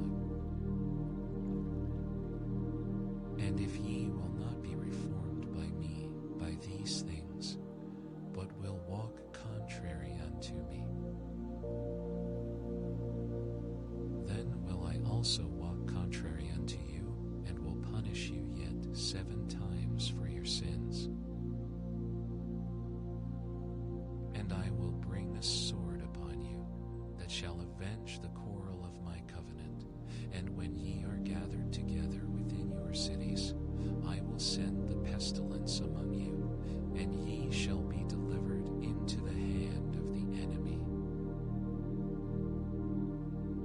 And when I have broken the staff of your bread, 10 women shall bake your bread in one oven, and they shall deliver you your bread again by weight, and ye shall eat and not be satisfied. And if ye will not for all this hearken unto me, but walk contrary unto me, then I will walk contrary unto you also in fury, and I, even I, will chastise you 7 times for your sins. And ye shall eat the flesh of your sons, and the flesh of your daughters shall ye eat. And I will destroy your high places, and cut down your images, and cast your carcasses upon the carcasses of your idols, and my soul shall abhor you. And I will make your cities waste, and bring your sanctuaries unto desolation, and I will not smell the savor of your sweet odors. And I will bring the land into desolation, and your enemies which dwell therein shall be astonished at it.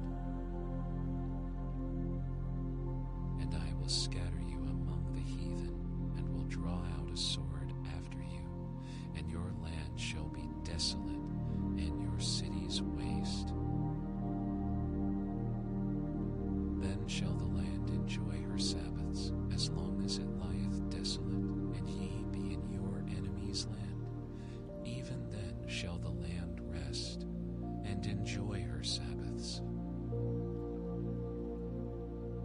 As long as it lieth desolate, it shall rest, because it did not rest in your Sabbaths, when ye dwelt upon it. And upon them that are left alive of you, I will send a faintness into their hearts in the lands of their enemies, and the sound of a shaken leaf shall chase them, and they shall flee as fleeing from a sword, and they shall fall when none pursueth. And they shall fall one upon another, as it were before a sword, when none pursueth, and ye shall have no power to stand before your enemies. And ye shall perish among the heathen, and the land of your enemies shall eat you up. And they that are left of you shall pine away in their iniquity in your enemies' lands, and also in the iniquities of their fathers shall they pine away with them. If they shall confess their iniquity, and the iniquity of their fathers, with their trespass, which they trespassed against me, and that also they have walked contrary unto me, and that I also have walked contrary unto them, and have brought them into the land of their enemies. If then their uncircumcised hearts be humbled, and they then accept of the punishment of their iniquity, then will I remember my covenant with Jacob, and also my covenant with Isaac, and also my covenant with Abraham will I remember, and I will remember the land. The land also shall be left of them, and shall enjoy her Sabbaths, while she lieth desolate without them, and they shall accept of the punishment of their iniquity, even because they despised my judgments. And yet for all that, when they be in the land of their enemies, I will not cast them away, neither will I abhor them to destroy them utterly, and to break my covenant with them, for I am the Lord their God.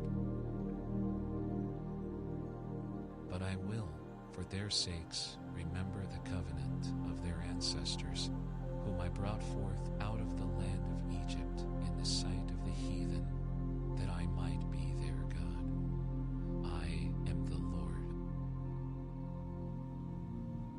These are the statutes and judgments and laws, which the Lord made between him and the children of Israel in Mount Sinai by the hand of Moses.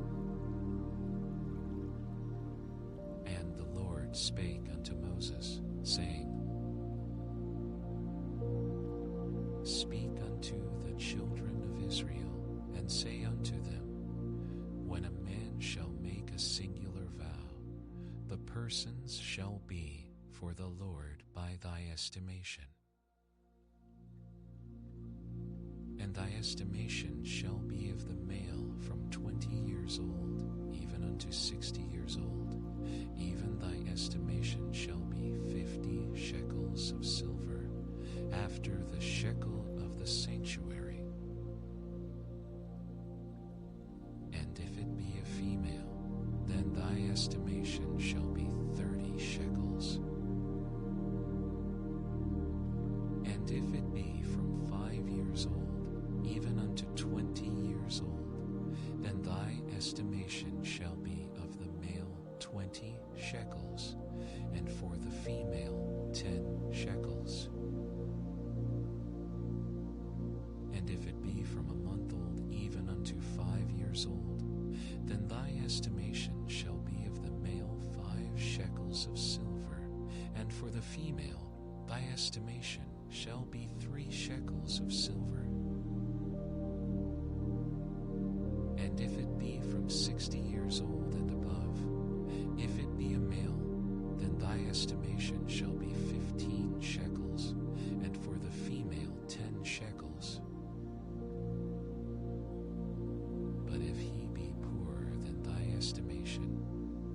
he shall present himself before the priest, and the priest shall value him. According to his ability that vowed, shall the priest value him. And if it be a beast, whereof men bring an offering unto the Lord, all that any man giveth of such unto the Lord shall be holy. He shall not alter it, nor change it, a good for a bad, or a bad for a good. And if he shall at all change beast for beast, then it and the exchange thereof shall be holy. And if it be any unclean beast, of which they do not offer a sacrifice unto the Lord, then he shall present the beast before the priest. And the priest shall value it, whether it be good or bad, as thou valuest it, who art the priest, so shall it be. But if he will at all redeem it, then he shall add a fifth part thereof unto thy estimation. And when a man shall sanctify his house to be holy unto the Lord, then the priest shall estimate it, whether it be good or bad, as the priest shall estimate it, so shall it stand. And if he that sanctified it will redeem his house, then he shall add the fifth part of the money of thy estimation unto it, and it shall be his. And if a man shall sanctify unto the Lord some part of a field of his possession, then thy estimation shall be according to the seed thereof. An homer of barley seed shall be valued at 50 shekels of silver. If he sanctify his field from the year of Jubilee, according to thy estimation, it shall stand. But if he sanctify his field after the Jubilee, then the priest shall reckon unto him the money according to the years that remain, even unto the year of the Jubilee, and it shall be abated from thy estimation. And if he that sanctified the field will in any wise redeem it, then he shall add the fifth part of the money of thy estimation unto it.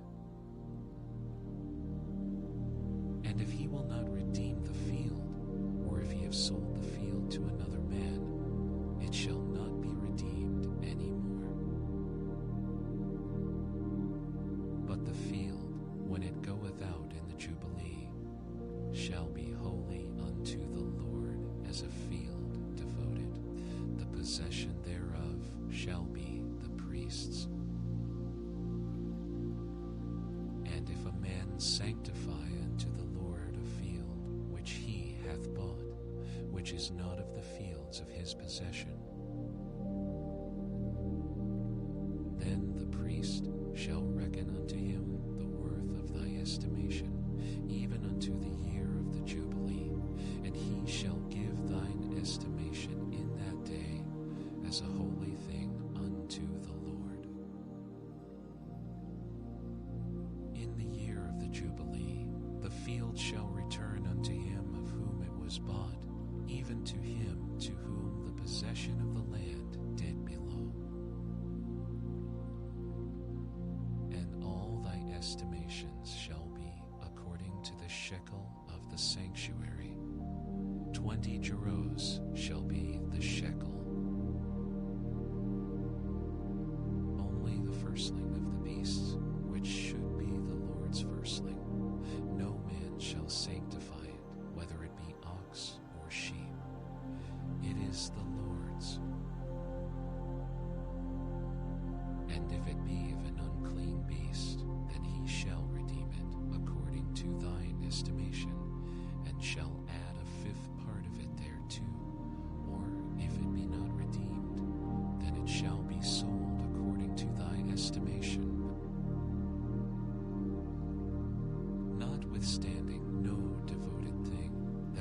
shall devote unto the Lord of all that he hath, both of man and beast, and of the field of his possession, shall be sold or redeemed.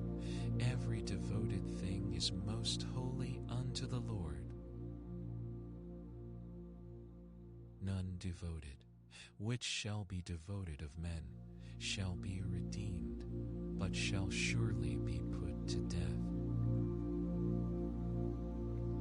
And all the tithe of the land, whether of the seed of the land, or of the fruit of the tree, is the Lord's.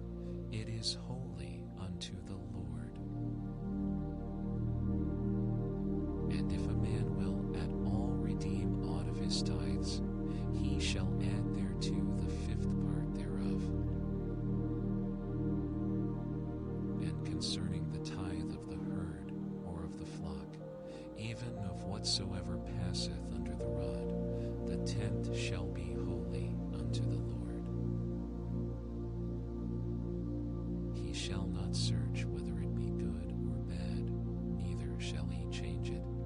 And if he change it at all, then both it and the change thereof shall be holy. It shall not be redeemed. These are the commandments which the Lord commanded Moses for the children of Israel in Mount Sinai.